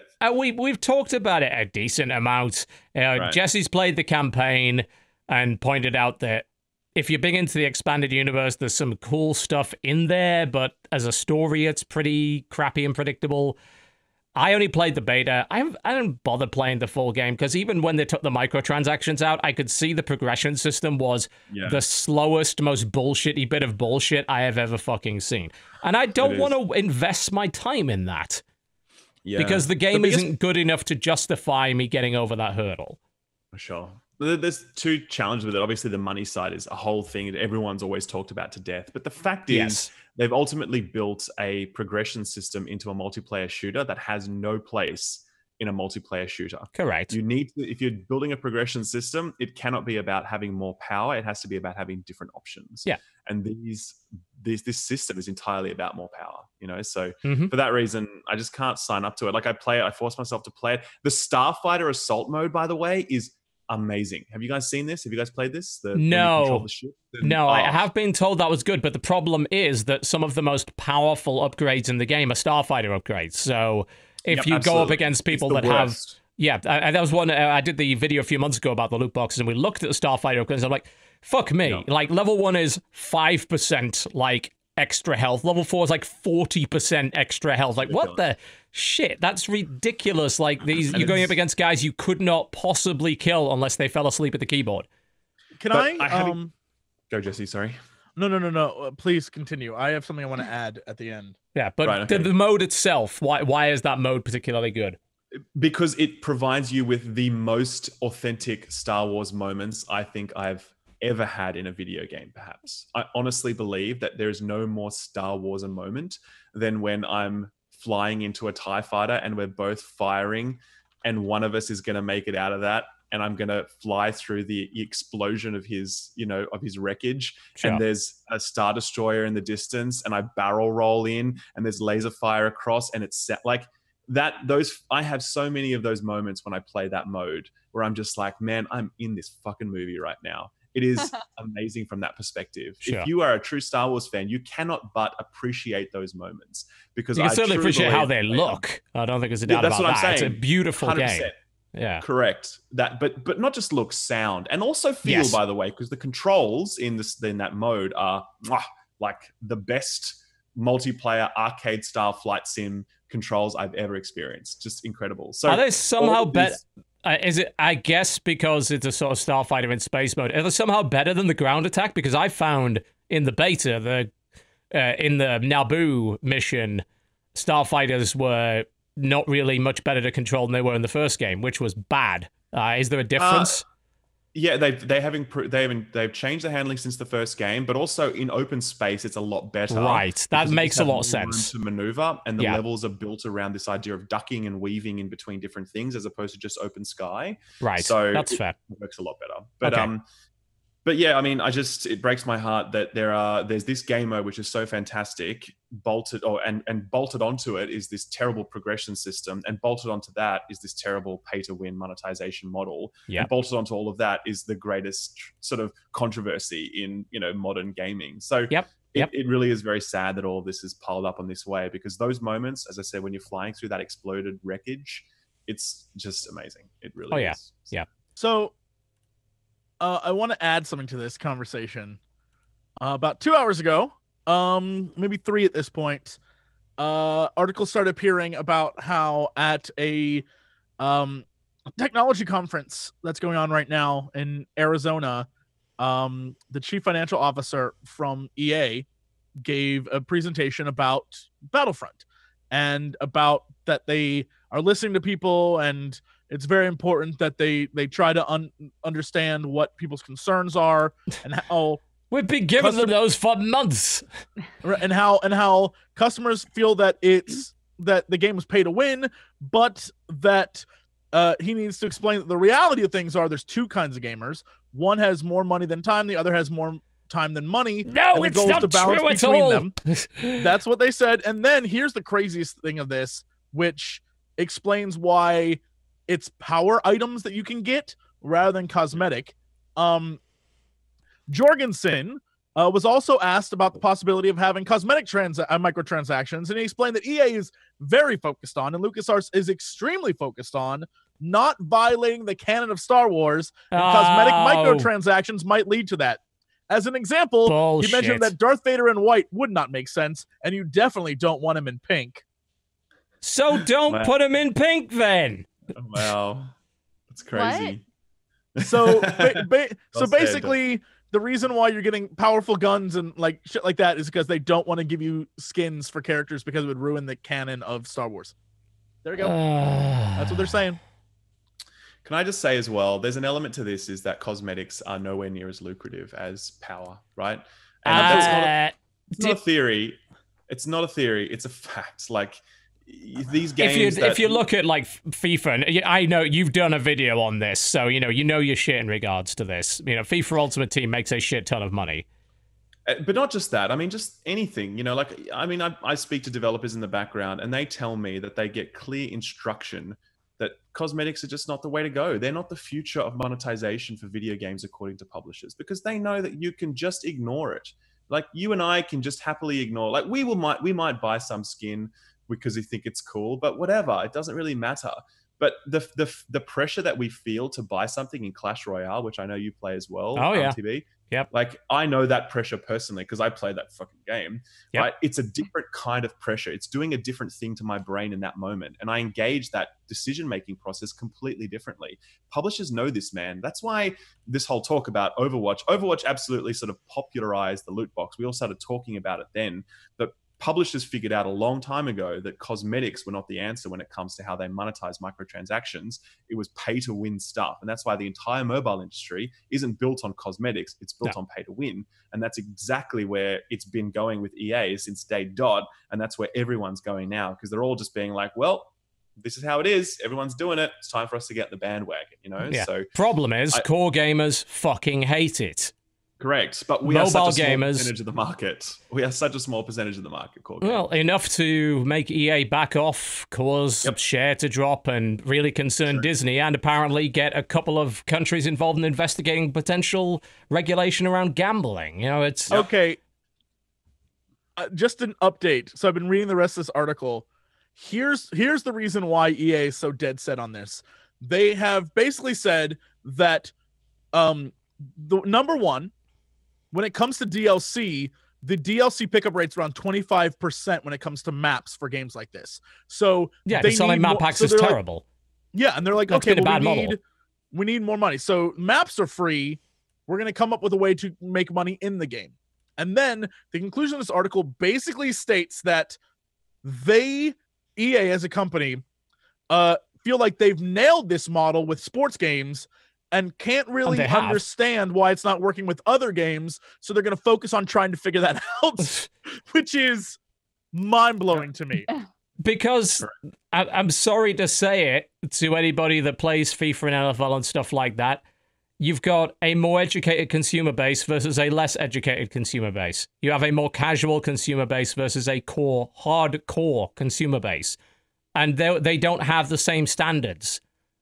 There's no doubt about that in my mind. That's why they started with sports. Because if they had fucking started with core, they'd have been laughed out of the building. Right. Which is exactly what has happened this time. They tried to do it with core, and everyone told them to fuck off. Yep. That's just totally... I hadn't read that article. I'd be really interested if you could send me a link to that, Jesse. That was a couple of hours ago, isn't it? Yeah, if you can just grab that. Someone tweeted it to me, but cool. I will send it to you. Straight out of the EA playbook, because they were talking about because anyone that doesn't know the background to this, by the way, I just did a video on this recently. FIFA Ultimate Team started back in 2009. It was a borrowed game mode from UEFA Champions 2006, 2007. It's essentially a card game, like a collectible card game inside FIFA, where you have to buy or earn packs of cards, combine them to create squads, and then that's how you play the game, right? So the better your cards, the better your squad, the more you win. It's essentially a pay-to-win system. It's a pay-to-win collectible card game. But the beauty of the system as well is that some of the cards are consumable cards, which means that you have this constant need to continue to spend and earn, even more annoyingly something like Magic the Gathering doesn't have. And we'll talk about that actually separately, I hope, because that's actually a key point in this as well. But yeah, so EA as early as 2011 were talking about exporting the learnings of FIFA Ultimate Team to the rest of their catalog, including shooting and driving games. That was 2011, they said that. And it's taken them 6 or so years to be brazen enough with Star Wars Battlefront 2 to get to this point. They're not going to stop now. They make $800 million a year from that product, from FIFA Ultimate Team. There's and their entire company, essentially, the success of their entire company is leveraged into that model. There's no way they are giving up on that model. This was just the first attempt. There will be many, many attempts after this. Like, no question about that at all. No question. And I guess the question comes down to how much resistance there's going to be and whether or not it's going to have an effect on sales. We haven't gone far enough to know whether or not it's affected Battlefront sales. A lot of people were crowing about, oh, the number of physical copies has gone down in the UK. Physical copies? Is this 2017? Like, digital sales have gone up. We can't rely on the number of physical copies sold anymore. And those digital numbers, we have no way of knowing because it's on the Origin client, PS4, Xbox Live, as in 3 stores that don't release their numbers. There's no public way of getting that info. So I don't think we'll ever get that info. I don't think they're going to shift 12 million of this like they sold of the first one. They did. This look, I don't know if this is. Yes. Sorry, I can't confirm any of this, but another article from the exact same website, 59 minutes ago, same event, same guy, Blake Jorgensen, the chief financial officer, talked about the closure of Visual Games. Yep. Mentioned that Visceral had shrunk in size over the past 5-6 years and was down to about 8 developers. Which is subscale in Electronic Arts' business model. Well, the low number of devs was among one of the reasons why support on the developing of the new Star Wars adventure was offered by EA Vancouver and Motive in Montreal. Okay. The studio was trying to push a really next-level game, but it was, as they kept reviewing it, it was much more a linear game, and people today don't like that as much as they did 5 to 10 years ago. Yeah, that's EA's fucking argument all the time. Is it like, oh, well, you can't make a game that has a start, middle, and end. People want online social features. They want to be playing the same game for years. I mean, totally why Zelda didn't sell any copies, man. Yeah, absolutely. Come on now. It's exactly why. Same with Divinity Original Sin. Same with Nier Automata. Same with all these games. Same with fucking Cuphead. Cuphead didn't sell anything, right? Oh, wait, it's shifted over 1 million on Steam alone.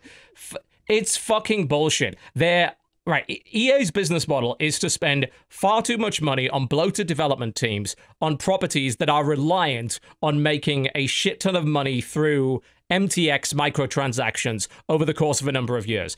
They are not building businesses and studios and projects whereby they invest X amount of money and then get that money back by selling the game. They are spending too much, and as a direct result, they're having to implement these ridiculous systems, or so they claim. We don't know if this is even true, but we keep going back to, oh, well, you can't create a game of the quality that people expect these days on this lower budget. Fuck you, says Hellblade. Yes, you can. And you can sell 500,000 copies and be in profit by that point. And you could sell it at $30, and you could sell an 8-hour linear game with a niche bit of subject matter with very little actual marketing. You can do that. And that is a AAA quality game. I think I remember reading that Jason Schreier. I read Jason Schreier's book, Pillars of Eternity, I think, was made for a total of about $6 or $7 million. Now, obviously, that's the isometric, old school Infinity Engine upgrade, whatever. But at the same time, that's $6 million, man. Like, these companies, they're pulling in hundreds of millions of dollars in sales. You can't tell me that you can't make a good game and turn a profit on just the game. Like, if you can't make a good game and turn a profit on just the game, your business is fucking flawed. So this is how this article ends. Speaking of which, after going into the fact that it's a linear game and that they feared it might end up being single player because whatever. Oh no, how terrible, a single player game. Yeah, because they've done really badly this year, right? So what they said is they're looking to see what they can do with the rest of the game, with the parts they have that are developed, and maybe putting that into something else. Ultimately, everyone who worked in the game has been moved into other sectors of EA, and this is the last thing I had to say on it, which I think is insane to me. But ultimately, they had realized that they had to cut the bridge. Oh, they're talking about, before this, he was talking about like when to know when to shut down a gaming studio. And he's like, Well, they have expertise in that, don't they? yeah, he's like, but ultimately they had to realize that they have to cut the bridge when you realize you can't make a lot of money on something, which is why they decided to close the studio. Last month, Electronic Arts CEO Andrew Wilson defended the decision to close Visual Games, denying it was due to it being a single-player game. So hang on, just a sec. Did he just literally? Is that a direct quote? A lot of money from it? Did he? It's in quotations. I'm gonna assume it's a direct quote. Cut the bridge when you realize you can't make a lot of money on something. Yeah, because it's not okay just to make some money. You have to make all of the fucking money. You have to. That is so bad. That dude is getting raked over the coals when he gets back to the office. Like 100%, he's getting. Well, no, I'm telling you, this is media training. I don't think so. This is straight up at a. This is the Credit Suisse 21st Annual Technology Conference. And this guy's the chief financial officer. Yes. I literally think his job was to go there and be like, if you can't make a lot of cash, there's no point in doing it, because that's what they want from this dude. This nonsense. He is. I'm aware that it's like gross a diverse, and insane, but like, what about a diverse portfolio of intellectual property which makes a variable amount of money? Set up in such a way that you have successful properties that are then funding risks, new IP and stuff that has potential, but maybe doesn't make a ton of money. It's not okay to do that anymore. I mean, even fucking Ubisoft is doing that with shit like Grow Home. Do you think Grow Home made them $1 bazillion? No, it didn't. No, it didn't. But it's because they actually care about video games to some extent. EA doesn't. So much shit. And I mean, Ubisoft have lots of problems, in particular in the quality department. Their quality is atrocious, like unquestionably, without exception, almost. It's atrocious. Everyone saw their EA press conference. We're aware. We're aware of what quality is over there. No, I'm talking about Ubisoft. I'm talking about Ubisoft. Oh, yeah. Ubisoft has serious quality assurance problems. Yeah. But Ubisoft really care about games, and they really care about the diversity of their portfolio. Yes, and they really do care about new ideas. Like they are an actual video games company in the truest sense of the word at this point. If you look at Activision, it's essentially 2 games, which is Call of Duty and Destiny, and then it's got the Blizzard portfolio. King portfolio, which is all the mobile games. Yep. I don't really consider Activision a games company at this point. I certainly don't consider EA a games company at this point, but I actually still really consider Ubisoft, for all their many, many faults. Yes, I agree. Video game company. I mean, there's a reason why. There's a reason why we were so impressed by Ubisoft's presentation at E3 this year. It's like, oh, new IP, something interesting, something unique. Yep. Oh, they've taken what was, stuff like even the fucking Crew. They took a look at that and said, well, how can we... The Crew compared to the Crew 2 looks completely different. They've actually innovated. It's like, oh, this formula didn't work. Let's go back to the drawing board. Let's try something else. Look at the stuff, you can knock For Honor as much as you fucking like, but it was a new idea that hadn't actually been done before. And yeah, they fucked it up. Okay, but here's the thing. They tried the same thing with Rainbow Six Siege, and that is doing fucking incredibly well right now. They took a big risk on that game, but they supported it. They believed in the damn thing, and now it's way more popular than it was on launch. I think they actually hit their peak numbers. Like, they were over... I think the numbers were... They were over 100,000 concurrent this week. Yeah. Without a free weekend. Yeah, exactly. Yeah, without a free weekend. That's insane for a 3-year-old premium shooter. That's nuts. But I just feel that there's 2 types of publishers now. There's publishers for us, which are core gamers, and then there's publishers for, more casual gamers, sports gamers, etc. And Activision are clearly chasing that end of the market. And I think Destiny 2 is the perfect example of that, because that is a game that was absolutely not made for core gamers. It was definitely made to capture far more of the casual market.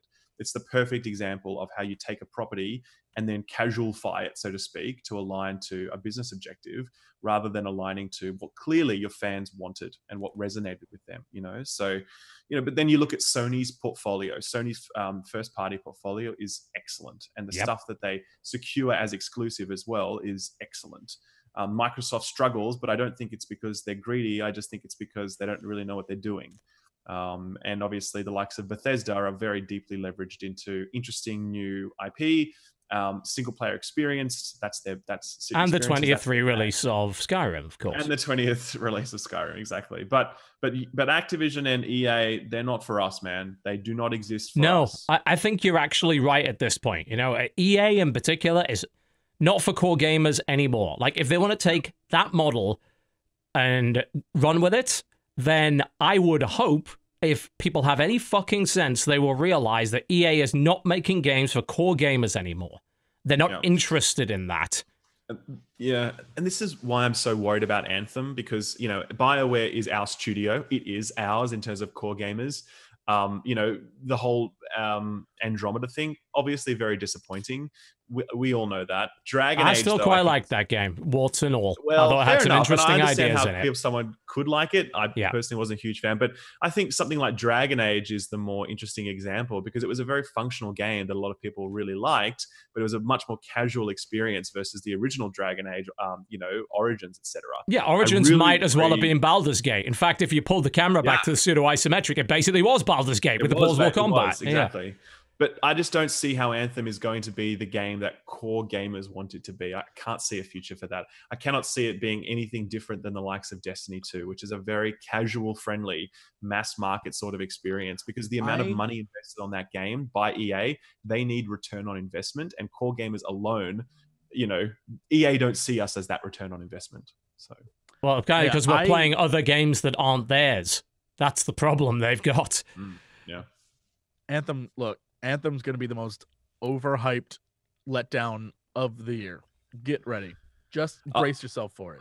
I think there's a good chance you'd be right. It makes me sad because I love BioWare. I love the idea. I love that format. I'm a huge looter fan. Like, just give me loot, give it all to me. But I just have so many doubts. You know, just so many doubts. Yeah. Yeah, definitely. And like I said, you know what EA's model is at this point. Like they've said it many times before. You know, they when they were talking about Visceral, it was like the game. You know, when they made the initial statements, like, we want something that people will be playing for years to come. Like, they don't just want your money; they want to take your time, lots of it. Like, which is why publishing a game that can be beaten in 10 hours for them isn't enough. That you need hundreds of hours. You need to build this to the point where it infiltrates every aspect of your fucking life, because that's the way you're more likely to get money out of people over time. But as well, you know, as I said, chatting to developers, it's really interesting. They raised with me this idea that our buying patterns have changed significantly. Don't forget, think back on your collection of PS1 games. Think back on your collection of PS2 games. Now, maybe we weren't in this industry back then, but, you know, I certainly wasn't. I've only joined this industry in the last 18 months. But, you know, we're buying less games today, and we have different expectations about those games. You know, the average consumer used to buy 10, 20 games per year. Now the average consumer, according to, you know, what I'm hearing, is buying 4, 5, 6 games a year, you know? And so for that reason, publishers feel that pressure to create these infinite experiences that could be infinitely monetized, because they think, well, I can't get you on the sale of 10 games. I'm going to get you on the sale of 1, so I better make that 1 count. Do you know what I mean? Yeah. And I'm not excusing that model. Sense. I'm just telling you the feedback that I'm hearing from them about why they're going down this path. Part of it is because they see an opportunity there. Part of it is because they feel like they need to, because that's the way the market likes to buy games these days. So, yeah. And if you think about it, and you mentioned, look at what you had on PS1, PS2. Well, those are machines in which those always-on experiences were basically impossible. You know, the first one that I can think of that sucked up a significant amount of my time on console, not PC, console, was Phantasy Star Online. And that was a game which you could play it without connecting to the online mode. You could beat the campaign. You could do the campaign again. I mean, that game was really just about doing missions and doing the campaign on loop to get better loot. And Destiny, proto Destiny. It was, yeah, Really very much was. And then, yeah, you've seen it just go towards experiences that you're going to come back to over and over and over again. But the thing is, a lot of that market is now in free-to-play. So when people say they're buying less games, yeah, you're probably right, because I'm looking at all of these incredibly popular free-to-play games that also have a lot of content and generally reward you for playing for a long time. Yeah, that's sucking up a significant amount of people's time. Where we saw what the stat is, free-to-play revenue on PC has doubled this year, I believe. Yeah, I don't know about that number. I've asked that firm for some sources. There's literally no sources on that data whatsoever. Yeah, I had to wonder where the fuck they got that from, because that is not actually a number that is publicly released by anybody. So I don't know if they may have interviewed a few games that were willing to tell them and then extrapolated from there. But Yes. The accuracy, it's hard to say. I mean, you could also estimate the numbers by looking at how far League has gone over the past 12 months, how far Warframe has gone over the last 12 months. Totally. How far World of Tanks has gone, etc. But Okay, so this article that I read from earlier has started to spread. So Polygon has stuff on it now. Like it's getting around. Yeah, it would. More people are starting to do more like counterfactual stuff here. So like this guy, again, as he said, so there might be some things we can do cosmetically, and we're working with Lucasfilm on that. But coming into it, it wasn't as easy if we were building our own IP where it didn't really matter. It matters in Star Wars because Star Wars fans want realism, but Star Wars fans may also want us to tailor some things like a different color lightsaber, things like that. So you might see some of that. And then immediately under that, the Polygon article is like, it's easy to poke some holes in this because you're playing prequel era Darth Maul and Rey from The Force Awakens in a battlefield that's not of their timeline. So it doesn't really make sense. Exactly. Yeah, yes, they want the canon. Wait, the entire game is outside of the single player, is non-fucking canon. Yeah. It's non-canon. The droids didn't win in that fight, or the Empire didn't win in that fight. That's the whole fucking point. That battle didn't play out that way. And fucking Darth Vader was certainly not showing up in a battle before Darth Vader existed. That's and then the comments nonsense. And everything are just like, what about the samurai version of Darth Vader or the original designs of characters that they sell? Like, fans want that shit. They actually do. Of course they fucking do. What a bullshit argument they're using of like, we don't want to break the canon. Look at the level of customization that's in the Old Republic. Yes, exactly. They do want to fuck with that shit. Absolutely they do. And Battlefront is very much a what-if kind of game. It's like, well, what if these guys won this battle? Or what if this battle went a completely different way? It's actually a very good arena to do that shit in. Because it is so non-fucking canon, because people could show up from different time periods that absolutely weren't there, and battles can go a completely different way than the way they actually did.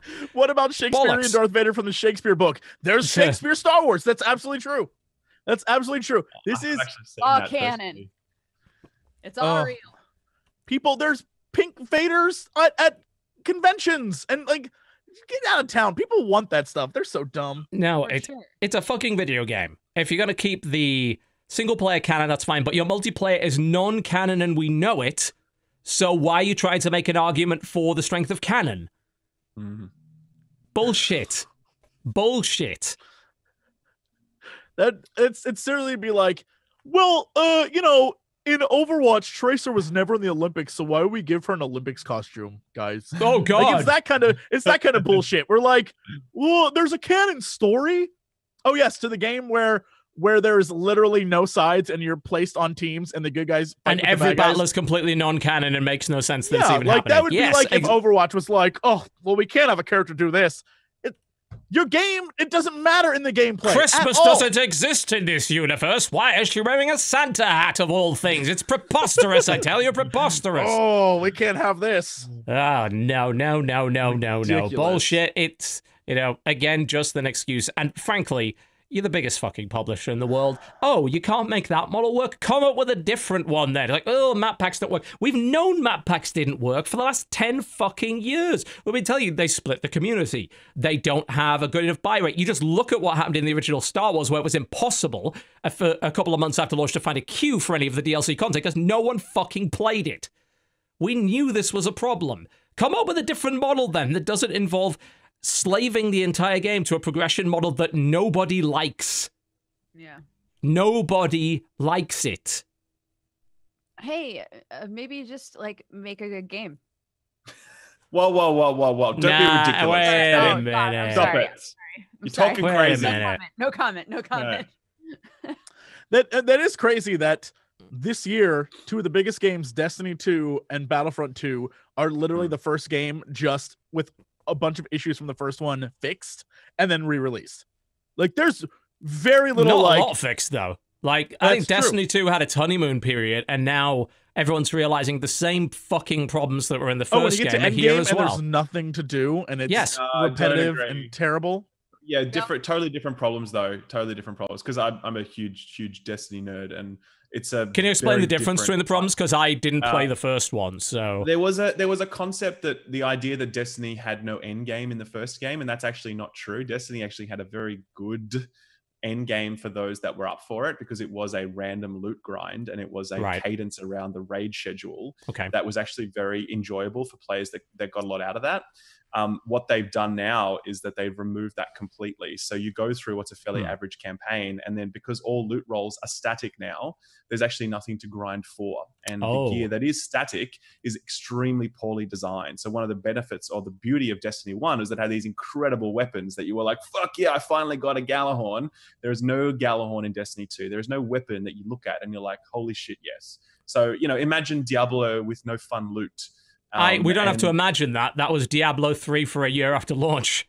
Exactly. Correct. It's essentially that, so it's a very different type of problem for Destiny 2 versus Destiny 1. But yeah, agreed. It came out and it didn't meet fans' expectations, which is obviously. On the flip side, and I think this is what they did with Star Wars is they released Destiny and Battlefront with not really any story. And then this new thing, they're like, we're going to sell you the same game, but with a story. And in both cases, mediocre at best. Just it existed just so they could say they did it. And then they resold you the same game. No. But then took away a bunch of other stuff that people liked. Because fuck it. Oh, I can't even begin to say how much I don't know. I don't know how much they really learned from the first one.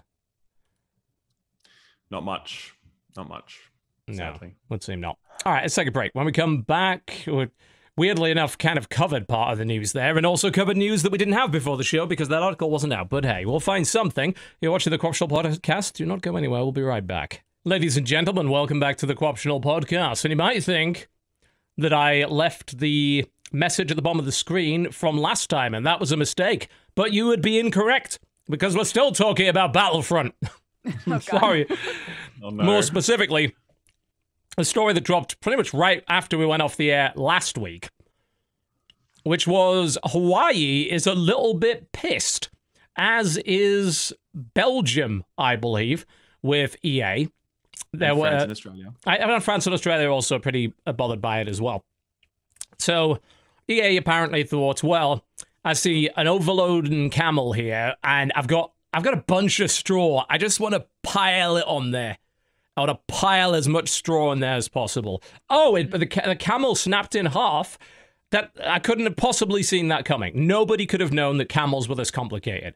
So, as it turns out, a representative from Hawaii, which, yes, is a US state, are a little bothered by the whole idea of what they called a Star Wars-themed casino in a fairly lengthy press conference that was cut down to about 4 or 5 minutes. You've probably seen the video by now. If you have not, then by all means do go and take a look at it because, good viewing. It is good viewing, although I have to say there are kind of worrying shades of the Senate hearings in the 90s when it came to video games. It's really not what we're looking for. So thanks, EA, for that, for bringing its stuff back in, because we definitely wanted more government oversight. And throughout this presentation, they get some interesting opinions from different people, including a person that plays the game as well. And they describe it as predatory gambling-like practices aimed at children through a Star Wars-like casino. They also, which Disney was probably not very happy about at all, compared it to tobacco. When they said that, I think it was, I can't remember, what was it, Joey the Camel or whatever? Camel. Yeah, Joe Camel was not allowed to advertise cigarettes to children. It was a penis. That is I not don't what know they what mentioned in the video. No. I don't know what Joe Camel is, but apparently we did not allow that mascot to advertise cigarettes to children. You've so never seen him before? no, He looks cool. it was He was around when I was a kid. Yeah. in America. Yeah, I don't think it ever made it to the UK. I must have missed it. Yeah, Because kids were always like, "It's the camel." that's not good. I want to smoke a cigarette. It's that great cigarette camel. Yay! Yeah, so they're being pretty pissed about it. You know, Representative Chris Lee, who actually just released a video today called Game On, Together We Can Stop Predatory Gaming Practices, who seems to have a relatively good grasp of the issue, I have to be honest. It wasn't a particularly alarmist video. There was definitely a bit of someone please think of the children in there. But to be fair, a lot of gambling regulation, things like tobacco regulation, alcohol regulation, are there for that very reason. Clutch your pearls. Yep, bit of pearl clutching, no doubt about that. Could it go way off the deep end? Yes, it absolutely could. But ultimately, I think most of the points there were pretty fair, frankly. And, well, fuck you, EA, for getting us into this mess. Well done, you idiots. That press conference was such a beautifully orchestrated event as well. Like, the quotes that he used, it's a trap. Yes, and he was very straight-faced about it. It's a trap. Yeah, like, he was. Just straight up. Like, we were saying before, he clearly briefed his staff. He's like, when I say that line, everyone keep a straight face, okay? Yep. No one smirk, otherwise they'll know. No one laugh. No one laugh. That one's for the kids, not the people in this room. Correct. But this one is but so no, we become a meme. It's This good is the that only way we spread our message. That's right, literally though. That's it's smart. Good, it's good that these sorts of conversations are being had by legislators. I know it's scary, the idea that government gets involved in regulating, etc. Yes, it but is. the idea of self-regulation in this context is just nonsense. And even today, we saw a new entity spring up, which is that a thing. group of experts or something who have set up this super unprofessional ragtag operation, claiming to represent the needs of gamers against unscrupulous publishers. I mean, those people would immediately get laughed out of any boardroom they tried to step into. I'm not sure how they aim to self-regulate. I mean, they're basically the understanding of their model is, well, it's a list of name and shame, basically, from what I can tell. There's lots of ways you could do it. They could develop some new standard that has a new label that goes on a box if it has microtransactions to warn consumers. Yeah, but then you've got to get the publisher to agree to put it on the box in the first place, right? That's the point. Publishers will very often agree to something like Also, that. how many boxes do we have anymore? Also, a fair point. There's all sorts of things. Don't get me. My point is that self-regulation is not reliable. It's not a way that you can say, oh, well, it's being self-regulated, no problem. It's very often a good way to go about it. It's very often a terrible way to go about it. Well, when you look at regulation, for the most part, it only occurs when people have effed up enough trying to self-regulate themselves. And it's like, look, we gave you plenty of chances not to screw this up. That's what the ESRB was set up for, to stop them. It's like, we'll handle it ourselves. And they're like, okay, we'll see how it goes. And then, needless to say, what happened when this stuff came out initially and we asked the ESRB about it, they rebuked it and said, no, it's not gambling, it's fine. I'm like, well, we don't believe that that's true. And apparently neither does Mr. Chris Lee, Representative Hawaii, and at least 3 other representatives from different governments in the world. So this is what happens when your self-regulatory body didn't self-regulate. I mean... And of course, then people can say, well, once you start regulating, you lead down the path to too much regulation. Slippery slope argument fallacy. But if people had just done their damn jobs and not been shitbags to begin with, it wouldn't be an issue. So they pushed it too far. You need to take some blame, corporate world, for causing this shit to happen. Constant greed, not necessarily a good thing. Who knew? Oh, they pushed it too far, and they also got the backs up of enthusiast gamers. We call them core. I like the term enthusiast. I think that's good. People that are into it, have some industry knowledge, and are also a little bit activist about it. They're protective of it. They have invested a lot of time in it. They're passionate about it. Those are not the kind of people you want to piss off, especially not in large numbers. Because they literally went and said to the government, oh, for the love of God, get involved in this. Because this is ridiculous. This is actually ruining our industry. Yep. Oops. There you go. Well, I think there's quite a few people salty at EA right now for doing that. Yeah, because they've created regulations where they didn't need to have them before, acting like assholes. And now everyone gets to suffer because of that shit. Same thing with every time someone does something dumb and government gets involved, it's like, we done fucked it up for everyone now. So like, let's learn the new rules, assholes. This is Yeah, this year was so bad. Like not just with Battlefront, but like Shadow of War. Like we For had a sure. lot of games Need where it for was Speed. just blatant spend money, spend money, spend money, you know? And I think I have this impacted theory. that. I have this theory that 2017 was the worst year in the history of video games. Even though it had some of the best video games ever released, I feel as though the industry for the very first time took tangible steps backwards and is a worse industry at the end of this year than it was when it started. Because every year has good games. Every year has that. But not every year has the kind of structural and systemic change that we're seeing going on in the AAA space right now. I think it has very lasting impacts and sets us on a very dangerous trajectory. So I feel as though this is because I know things like, you know, online passes and DLC and on-disc DLC and etc. They all sucked. But I really feel like there was a flicker of hope within those ideas that they could become better in the future if they were just, you know, whatever. Done But properly. I feel this path with gambling and monetization in this way is inherently shit. And I see the industry piling on it so aggressively that I feel as though it's the worst year in the history of video games. That's my view. I feel like we're A lot just of people are like, splitting. we're just what? We're splitting quite a bit. There's like I don't know. Games like that take that approach to it feel so much more like mobile games that I'm almost putting them in a different genre in my mind. Yeah, for sure. You know, like Yeah. it feels like a split where a lot of these AAA titles I'm not even necessarily considering as A real video game. a real video It's game. like it's like Literally. a toy. Yeah, it's odd, but that's kind of what's happening mentally for me is I'm splitting every game that comes out into categories. well, and I think that's something that as time goes on, people will have to do more and more of, but also gaming companies, consumers will start to realize the various ploys. Like when games that came out on phones were pay to win, at the beginning, that was people were just like, this is an interesting concept. It wasn't until like people caught on to what the hell was going on. They were like, well, I'm paying to win this game. And I feel like games like Battlefront and more Shadow of War and those things that have loot boxes in them, over time, people are going to catch on. Even though right now it's mostly like the hardcore game community, people like us who are very in the industry are like, well, this is effed up.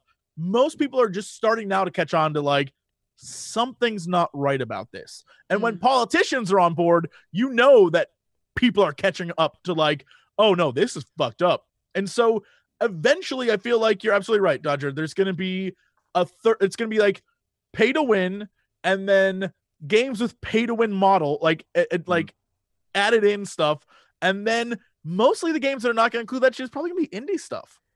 That's eventually kind of what it is now, right? Yeah, and I feel that there's within that context, Warframe is such an interesting example. I know TB's played Warframe. Have you guys played it? I played a good amount of it years ago when it like first came when it first came out.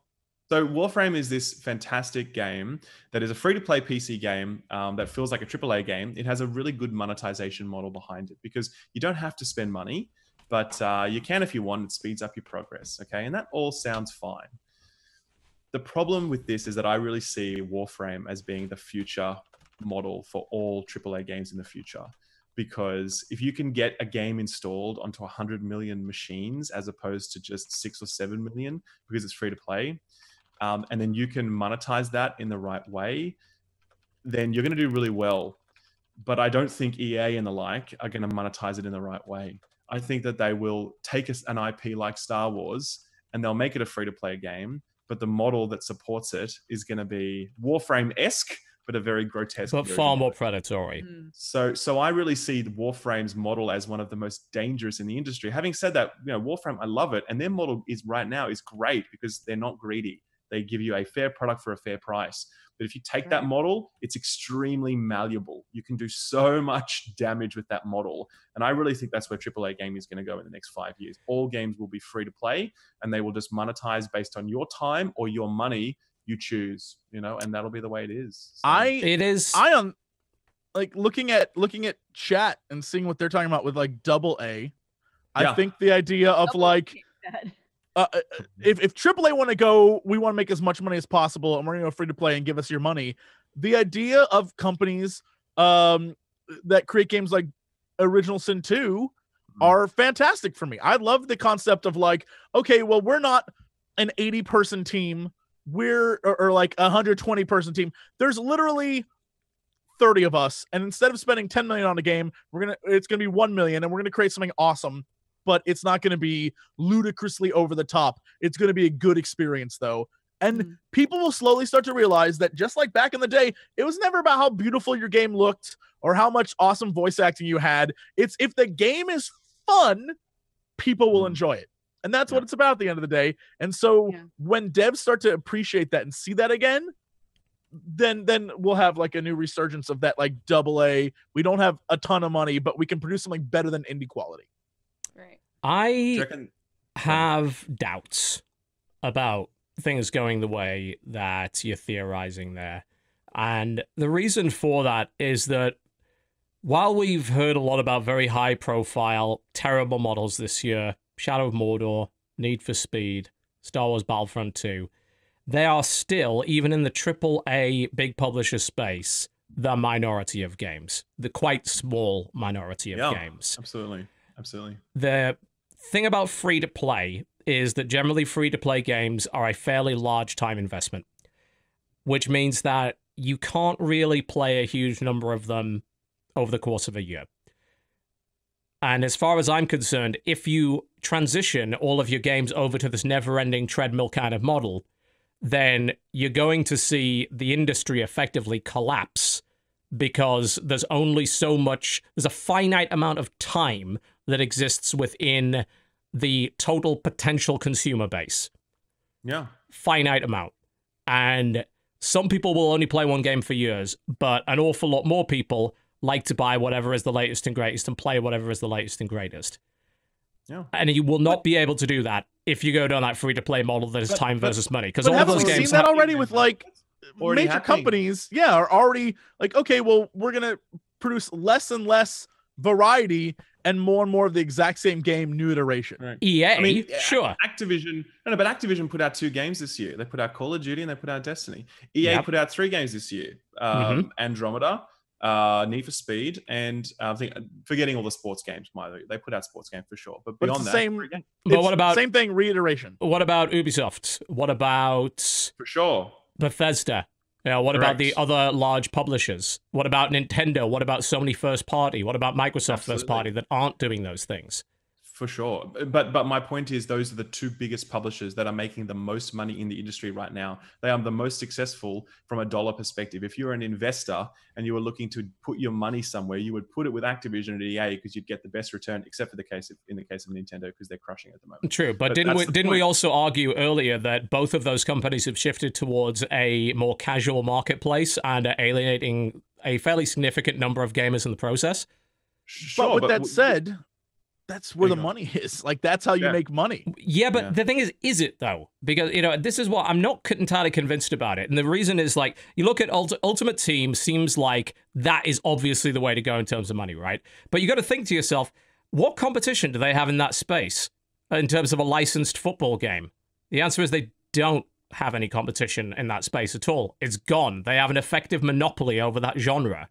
So what choice do you have if you want a football game? What choice do you want if you want a licensed NFL game, licensed NBA game? Well, that's what happens when you have all the money in the world. You can pay for that stuff and block people out. That. But there's only a finite number of licensed franchises that you can do that with. And they've kind of hit that wall at this point. You might argue they're trying to do it with Star Wars. EA is the only company that can make AAA Star Wars games right now. As to whether or not they're going to be the only company for very long, with Disney being as pissed as they are, it's a different matter entirely. But in terms of all of those big games that we've been talking about, when it comes to those egregious business models. They're all big licensed franchises. And the games which were successful this year, in the majority, weren't. Which makes me think that, yes, some of the industry's going that way, but I think it's part of the industry that's aimed at a casual and not loyal player base in areas where these companies have monopolies. And the rest of the gaming space is kind of open for the taking, which is why I don't think everything is going in that direction. No, you're right. You're right. Everything's not the right word. I think it is the big budget stuff, the big license stuff, the stuff that Activision and EA and the like will put out will go that model. But you're right. There's always going to be a space for AA, for B grade, for whatever you want to call it, indie stuff. There's always going to be a market for that because there's people who love making video games. You know, like all of us as content creators, we could shovel out heaps of shit onto our channels and probably make more money and get more views, but we don't because we respect what this industry is and what we do. And as a result, we try and put out a good product. You know, it's the same with the games industry as well. There's always going to be those people that actually care about this, and it's less about the money and more about the product. You know? And I still think they're in the majority. I'd love to know the perspective of like a 12-year-old. Yeah, or, so true. Or like a young kid growing up, like a young gamer. Because in my mind, I definitely do not see them, like I picture them more towards the tablet phone side of gaming. And that's their like experience with gaming. I think there's a substantial group of that's Nintendo based and based around handhelds and things like that. But the vast majority of younger gamers I see are in that sort of handheld, playing with something on their tablet variety. I just don't know whether the influence they have is more good, solid Nintendo games and they're experiencing things like Zelda and Mario, or if they are more focused on a game that's like, oh, well, it's Star Wars, but I have Galaxy to, Heroes. yeah, like that kind of stuff, right? And so I would love to know a study or something that shows you statistics on what younger gamers play, because I feel like that determines what the hell the future is going to be like, not us, despite our desires to be like, hear us scream. That's what the real thing is going to be about. So totally we'll see. I have no clue. Yeah, I totally agree. I wonder if idle games, the games where you just click on the screen, I wonder if they would have existed were it not for the like kids playing them. You know what I mean? You just like get something out of that. You know, I think you're so right about that. Yeah, there's definitely something there that will, and I guarantee as a gaming company, publishers, they probably have all that information, and I guarantee they use that shit like crazy. But and I'm aware, chat, that we have many years left of gaming in us, but 13 to 18 is where the gaming market resides, and that's where people give a shit. Despite the average gamer age being 30. I don't know if that's 30. Where the money is. You know, that's the demo with the least disposable income on the planet. Yeah, crazy how that is. Weird. Yeah. It would be fascinating to know. I guarantee that information's out there somewhere, but like I picture the future being, oh, well, it's all going to be mobile based games and games that appear to be like, I can take it on the go and I can do this with it. But I want to truly believe that in that, even though that might be the case, and even though I'm like, I like to sit down and play games, I don't want to be like, when I'm out doing stuff, I want to be out doing stuff. I want to believe that, like, if that's the way we're going to go, we're going to have more of that Nintendo quality and about an experience that doesn't require you to pay a shit ton of money, instead of like, the mobile side of Nintendo. I guess it's a terrible example, but when you're playing the mobile side of Nintendo games where it's like, buy the shit. I don't know. I guess I don't know. Your next guest, John, should be a 12-year-old then. Just get them on the show. Also with the mind of a 12-year-old. Just grill the mind of a 12-year-old. There's a lot of those on the internet. I'll email Northern Lion after the show, no problem. That said, we also sit in a market where PUBG has earned the most money this year, most likely. At least in terms of a game that you have to... Yeah, Game of the Year for an early access game that barely works. Yeah, that sounds good. Yeah, man. In terms of a game with a price on the front of it. I would love to see information about the influence of streamers too. Because a lot of the games this year that were very, very popular truly should not have been as popular as they are but 100%. got that way because streamers pushed the shit out of them. Sure, A yeah. great the example. Yeah. Go on, sorry. A great example is For Honor. I think For Honor is a game that blew up because streamers were paid to promote that. Streamers and then those who weren't paid jumped on because other streamers were doing it. Yeah. And for a good month there, For Honor was everywhere, and then dropped off immediately. Yep. And I feel like that demonstrates to me the awesome power that streamers have. And because so many streamers continue to play PUBG, it still has an audience. And it's the same effect that YouTube had on Minecraft, right? And so I'm curious how that's going to affect things in 2018, where advertisers go, how things work. It's fascinating to me. This industry is ultra fascinating. Yeah. I think with the For Honor example, I don't necessarily know it was streamers that made that game successful. I think it was the unique concept, and I think it fell off a cliff because of the bugs and the balancing and the Because it wasn't very good. monetization model. Yeah. Yeah, in the end, it wasn't very good, unfortunately. But I think you're absolutely right about the streamer point, though. And I, you know, chatting to publishers and developers, they all say to me, they're like, you know, the game needs to be more streamable. We're worried our game isn't streamable enough. We have to make sure our game is streamable. It's such a thing they think about during development now. They think about how would this look if an audience was watching it on Twitch, and that is such a weird thing for a developer to have to think about. But it's totally true. There's a lot of games that I'll get sent to me where I'm like, well, that looks interesting, but I don't have time to play it in my life unless I want to play it for a video or on a stream, and that doesn't look very streamable. Like there's times where I'm like, that's a cool concept, but boy, does that look boring to watch. Like a lot of it comes down to, you know. Well, you know, there's ways you can do that, especially if you, game. yeah, if you do co-op and that, you can make it entertaining. But a lot of it is like, how does the game convey what's good about it through a non-interactive means? Like, is it so reliant on the streamer to make it entertaining, or does it actually kind of sell itself that way? There are some games that definitely do, and there are other games that absolutely do not, and True. You won't get the retention there for the player base. All right. Other minor news that kind of sucks to hear anyway. So Marvel Heroes is officially dead, and it died quite quickly. In fact, they announced that it would be wrapping up by, I think, by January of next year. And then a couple of days later, they just fired everybody and canned the entire thing. This is while people were trying to get money back, considering it had only actually launched a few months ago on PlayStation. Did you get any of the money back? Well, of fucking course you didn't. And there's another reason why buying in-game items that you can't cash out of your system is probably not a very good idea if you can avoid it. You never know when games like this are going under. And it's surprising because Marvel Heroes was doing relatively well. And, you know, it wasn't setting the world on fire, but it was doing okay. It had a dedicated player base. And then it was just like, gone. Just the hand of the mouse came down and wiped it off the face of the planet. So that's that dead. That sucks. I put quite a lot of time into that game. It was pretty fun. It was not a bad game. I remember playing it for a few hours and thinking, I can see the appeal. But yeah, I used to speedrun characters to max level, and it was pretty fun to do that. But never mind. That's dead now. According to Spiel Times, there's going to be there are plans for a mobile version of PUBG. Tencent. Yeah, Tencent acquired the exclusive rights in China, I believe, to this. There are already tons of quick-to-market competitors to this on mobile. I've seen a lot of them. What? Battle Royale mobile games? Yes, if you can actually believe that. What? Do they use just like controllers, or do they use like... Oh, yes, they're terrible. Yeah, absolutely awful, but doesn't matter. People really want that.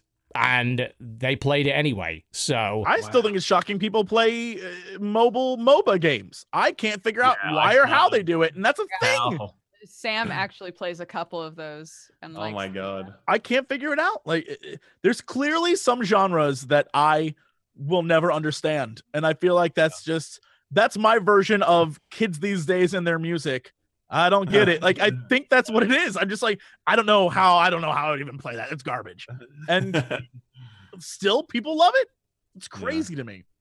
I wonder if it's just because there's no alternative. And probably we don't, I think as gamers, we assume that almost everything is accessible to us. But the reality is the difference between having 1 cent on a credit card and having no credit card is the most gigantic difference in the world. You know, so for those people that don't have a credit card, there's literally no way for them to play these games. They're like, well, this is the best I can do. Let's do it. You know, it's possible. And I mean, that's where you go back to the kids market. Those are probably the people who are playing that on mobile. It's like they don't necessarily have a PC. It wouldn't matter if they have a console. They could play Fortnite, but they can't play PUBG yet. So like, oh, well, there's probably a clone of my mobile phone. You know, I've watched my own kid play clones of stuff on his mobile because that happened to be the only thing he had at the time. Yeah, there's a market for it. My most viewed video on my channel with like nearly 1.5 million views is a shitty Fortnite tips video that I put together in like 3 hours because the demand for that game is so astronomically ridiculous that you just make a video on it and immediately just goes through the roof. You work on other stuff for 2 weeks and it gets like 20K views, but because the free-to-play market is so massive, there's just so many people that, you know, seek that out. So very true. It's absolutely true. I think this is a nice one. This is more of I'm just sort of laughing at it. Nintendo always goes in different directions when it comes to this stuff. They're to start offering in-game power-ups via cereal boxes. That's cool. Which actually is not new. That is old school. That is an old model. This one, of course, super old school. I'm gonna go out and buy some kicks right now. So of course, this one's a little bit more high-tech. You know, basically it's the box is an amiibo, essentially. So it's NFC technology. Back in the day, you'd open up a box and maybe like get a cheat code, or you'd get like a free demo disc or something along those lines. Or, you know, in the brief lifetime of the barcode battler. Go to this GeoCities website and put in this code and you'll get Yeah, that's awesome though. I love this idea. Does anyone hate this idea? I really like this idea. I think it's just cool. Not really, because you know it's just power ups. As far as I can tell, it's not it's not in-game content per se. It's just like, oh, you can scan this and get extra lives or whatever, like XP bonuses and stuff. I'm not massively concerned about it. You know, it's a neater way, I guess, of implementing the whole XP boost on a monster can kind of thing. It's so typically fucking Nintendo, though. You reckon? Yeah, I do reckon. Right, because it's what, cereal boxes for kids? Well, yeah, you know, and pushing this, pushing this whole Amiibo model, because of course, you know, the Amiibo model's now gone into cards. You know, NFC can be embedded into cards, so you don't necessarily have to attach it to a physical statue or anything like that. Yeah. So yeah, you could totally do NFC-related giveaways with it. And they're disposable. You know, these are things that apparently you'll only like work once or whatever. Right. Yeah. Yeah. I'm just upset that the Mario cereal apparently is just Lucky Charms, but with Mario stuff. I'm looking at it right now. It says Super Mario cereal. It's it looks like what they're trying to. They say it's not the final box art, but it literally is just Lucky Charms with Mario stuff instead of it's got little colored mushrooms diamonds and blue moons. Yeah. A box, lots of golden rainbows, and the red balloons. Yeah, absolutely. Thank you. Yeah, you're welcome. I'll never let you down all alone. I'm offended that all Lucky Charms cereals have to have racial stereotypes. The Irish guy and now an Italian plumber, racist as shit. Yeah. As to whether or not that will actually come to fruition is a different matter entirely. That was merely a report on the subject, and the box was, of course, a mock-up. But it would not in any way surprise me, and it's entirely possible. NFC technology lets you do that. No question about it. So, yeah, sure, why not? And it would hardly be the first time that in-game content is being given away through other products. I'd buy it just because it has Mario on it. I bought fruit snacks the other day because it had Mario on it. I was like, Mario fruit snacks? Shit, I'll buy these. Good investment. The best thing ever was a Happy Meal, and the toy was Mario Karts. We have that right now. No way. Right now. There's Mario toys. I was at where the hell was I? There's some place that has Mario toys and a Happy Meal. I don't think it was McDonald's. It could be though. Yeah. Well, if it was a Happy Meal, it would have been McDonald's. I'm from the Midwest. I call every kid's meal a Happy Meal. Doesn't matter. Okay. Everything's a Happy Meal. So you're just wrong then. All right. Good to know. Everything's a Happy Meal. All right. Let's head to releases. This is going to be a fairly barren week, which is unsurprising. A lot of games were bad, guys. We're getting into December. People don't generally release a huge number of games in December. So there isn't a lot, but there are a few things that we did find. So we will talk to you a little bit about what they are. right. I think I'm first. I grabbed this game. It's called Bystander, because it literally looks like Papers, Please. It looks a ton like... That's actually exactly what my wife said this morning when she saw it. It's like, that looks like Papers, Please. Yep. It looks exactly like it, and I'm just like, is it made by the same people? Doesn't look like it. It's Papers, Please, and it's coming into early access. It's just bizarre. Mm-hmm. Fair you enough. have an opportunity to become an agent for tracking the network. That doesn't look too bad. It just looks quite derivative. No, yeah. The other one that I grabbed for this day is It's Quiz Time, which goes along with what we were talking about before. Yeah, it's using another mobile. It's another mobile device thing. Yeah, it's a trivia game where a bunch of people log in on their phones, and it looks like there's a Twitch integration with it and stuff too. So okay. Yeah. So they're bringing out a remaster of the worst Star Ocean game, which seems like a pretty stupid idea, but they're doing it anyway. Star Ocean: The Last Hope 4K and Full HD remaster. Can't say I'm massively interested in that, but you know, in a week of not very significant games, it is a game. So there you go. Cool. Jesse. The next one is a game called Black Mirror, not at all about the TV show, No, but is apparently the remake of an older game that I Yes. never played, clearly. yeah, it's by King Art. Isn't that the German guys that made Book of Unwritten Tales, possibly, or something like that? Yes, that's exactly who it is. Yep. And so, yeah, it's a gothic horror adventure, and it looks pretty cool. It's inspired by Poe and Lovecraft, and I figured it's definitely something, if you want to get like creeped out, probably worth the look. Also, Switch release of Resident Evil Revelations coming today on November the 28th. So there you go. All right. Moving on to November the 29th. Only one that we really found there that was of any kind of interest. Is this the right one? I think there's two La Tales. I think it's this one instead. Yeah. As this is actually a relaunch of a 2D side-scrolling MMO, which I don't know why it came off Steam in the first place, but it's there now. It looks fairly reasonable from what I can tell. Screenshots look pretty good. Reminds me a lot of Dungeon Fighter Online and some of those side-scrolling Asian MMOs. So, yeah, that's about it on November the 29th. So... Why did you do this? I snagged A Day for a Kitten. And in the game, you play a cat.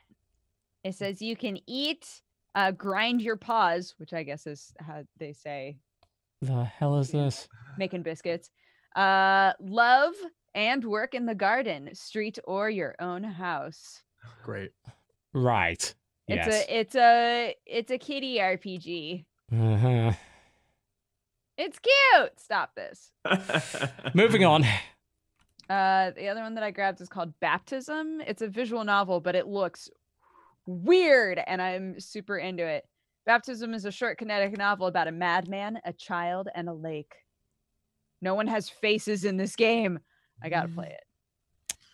It's like a new Ubisoft title.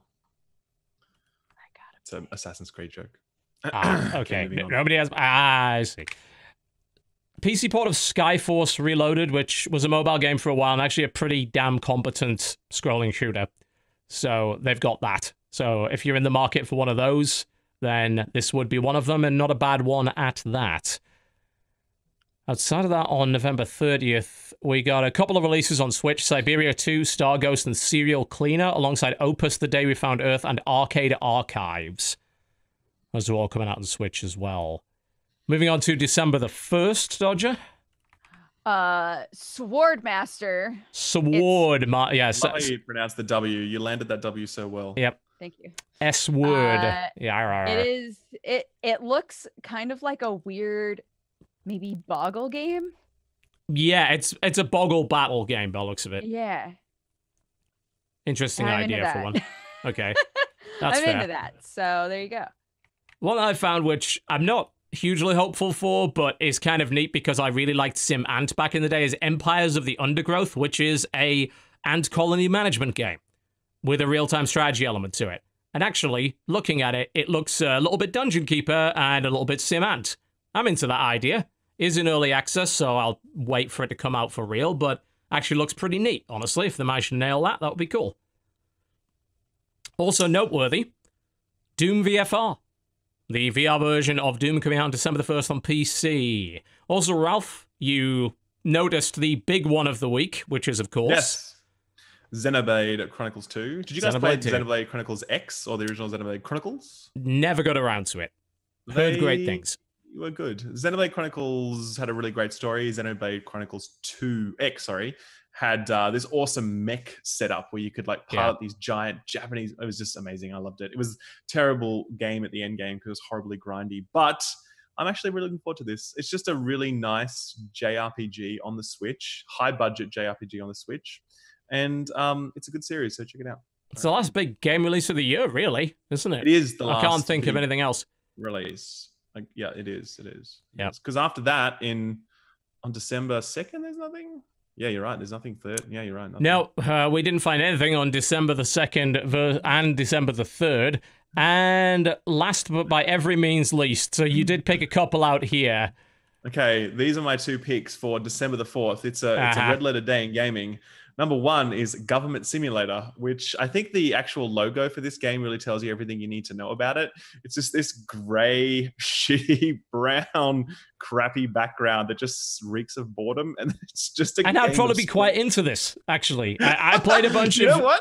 I played a bunch of Democracy 3, and I liked it. And I used to play old government simulators on the old microcomputers back in the day. I would actually play this. Like, so would I. I'm not even joking. That's why I love to make fun of it, because I'm like, I actually plan to play this game now that I've seen I think Democracy 3 is probably better, but yeah, I would actually play that. Why did you choose this? I have to know. Look at how amazing this game looks. Okay, tell me you would not lay down big dollars for this game. I would lay down big dollars to make this game go away forever. It's literally it's a memory like match 2 game with pictures of memes, and that's it, buddy. That's all you're paying for. So that's gonna be my December 4th. It's gonna be a great day. Yeah, you enjoy that. Is what I can say. You enjoy it. Those are the only things that we could find. That's on the release list. That's the best. That's the best we could come up with. There's literally the best games on this list of like. It's gonna be like this for the rest of the month, y'all. There's about 150 games on the list, and that's what we found. I'm sorry, we can't make good games appear out of nowhere. I apologize. This is a backlog month. You look back at the year and say, "Oi, there's a bunch of great games I haven't played. Now is the time to do it, because you're not missing anything. Don't worry." Wait. When? Oh, that's right. Because Akami is not this week. It's next week, isn't it? Yeah, I believe it is next week. Yeah. Actually, that's the one. That's like the only good thing in December. Yeah. That's my one for December, and then good excuse to play Akami again. Yeah. I'd be up for that. Oh, and Shadow of the Colossus is fair. I played Shadow of the Colossus Remaster, by the way. It is amazing. Really? Oh, that's so good to hear. So gorgeous, and it's like it's an entirely different game when you make it look that good. It is so breathtaking. I cannot wait for that. Cool. Right, well, that is about it, I think, for the Corruptional Podcast today. Thank you very much for watching, but would love to let you know what's going on for the rest of the week. Ralph, thank you very much for getting up so early to take part in the show today. Where can we find you, and what are you up to this week? This week I'm reviewing Assassin's Creed Origins. I probably won't have a video out this weekend though, because it's my 1-year anniversary with my wife, and we are going to. Oh, happy anniversary! Congratulations! Thank you. So we're doing that, but you can find me on my main channel, SkillUp. You can Google that, and you'll find a whole bunch of business training organizations, and you'll eventually find my channel. And I also have a channel called Layman Gaming, which I recommend you avoid at all costs. It is terrible, low-tier trash clickbait. But, you know, if that's your thing, then that's your thing. That's it. There's a market for it. Me. There's a big market for it. And we have a lot. I do it with my brother, actually. We just do it to have fun, and we've had a blast. So that's really why that channel exists. Fair enough. Jesse, what's going on this week? What's going on? Hey, I want to use my time to promote myself at the end here to say that articles are now appearing that state, this is a headline, Star Wars Battlefront 2 data miner discovers hidden character customization menu not included in the game. This is a development. This is a development, man. This is development. Good. Yeah, so you know they can't customize stuff, but it exists in the game. Yes, So, of all right, course. that's what I want to take the time to share. Can't do it, but we coded it anyway. Yeah, sure, right, okay. Dodger, what's coming up this week? What's going on?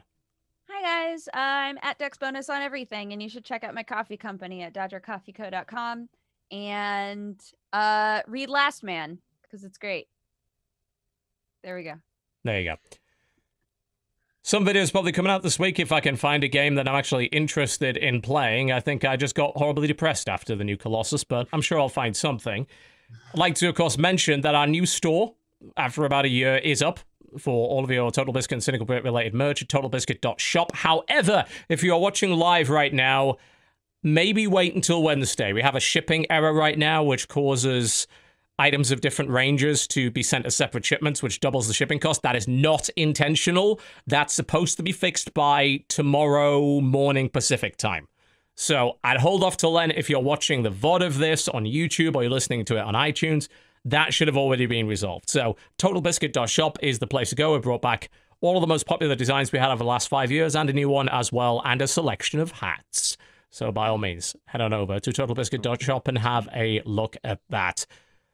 That, I think, is about it for us for the week. Thank you very much for watching the Co-optional podcast. And we'll be back the same time next week, 3 p.m. Eastern. That is 8 p.m. in the British Isles, 9 p.m. Central European time at twitch.tv/TotalBiscuit. Goodbye.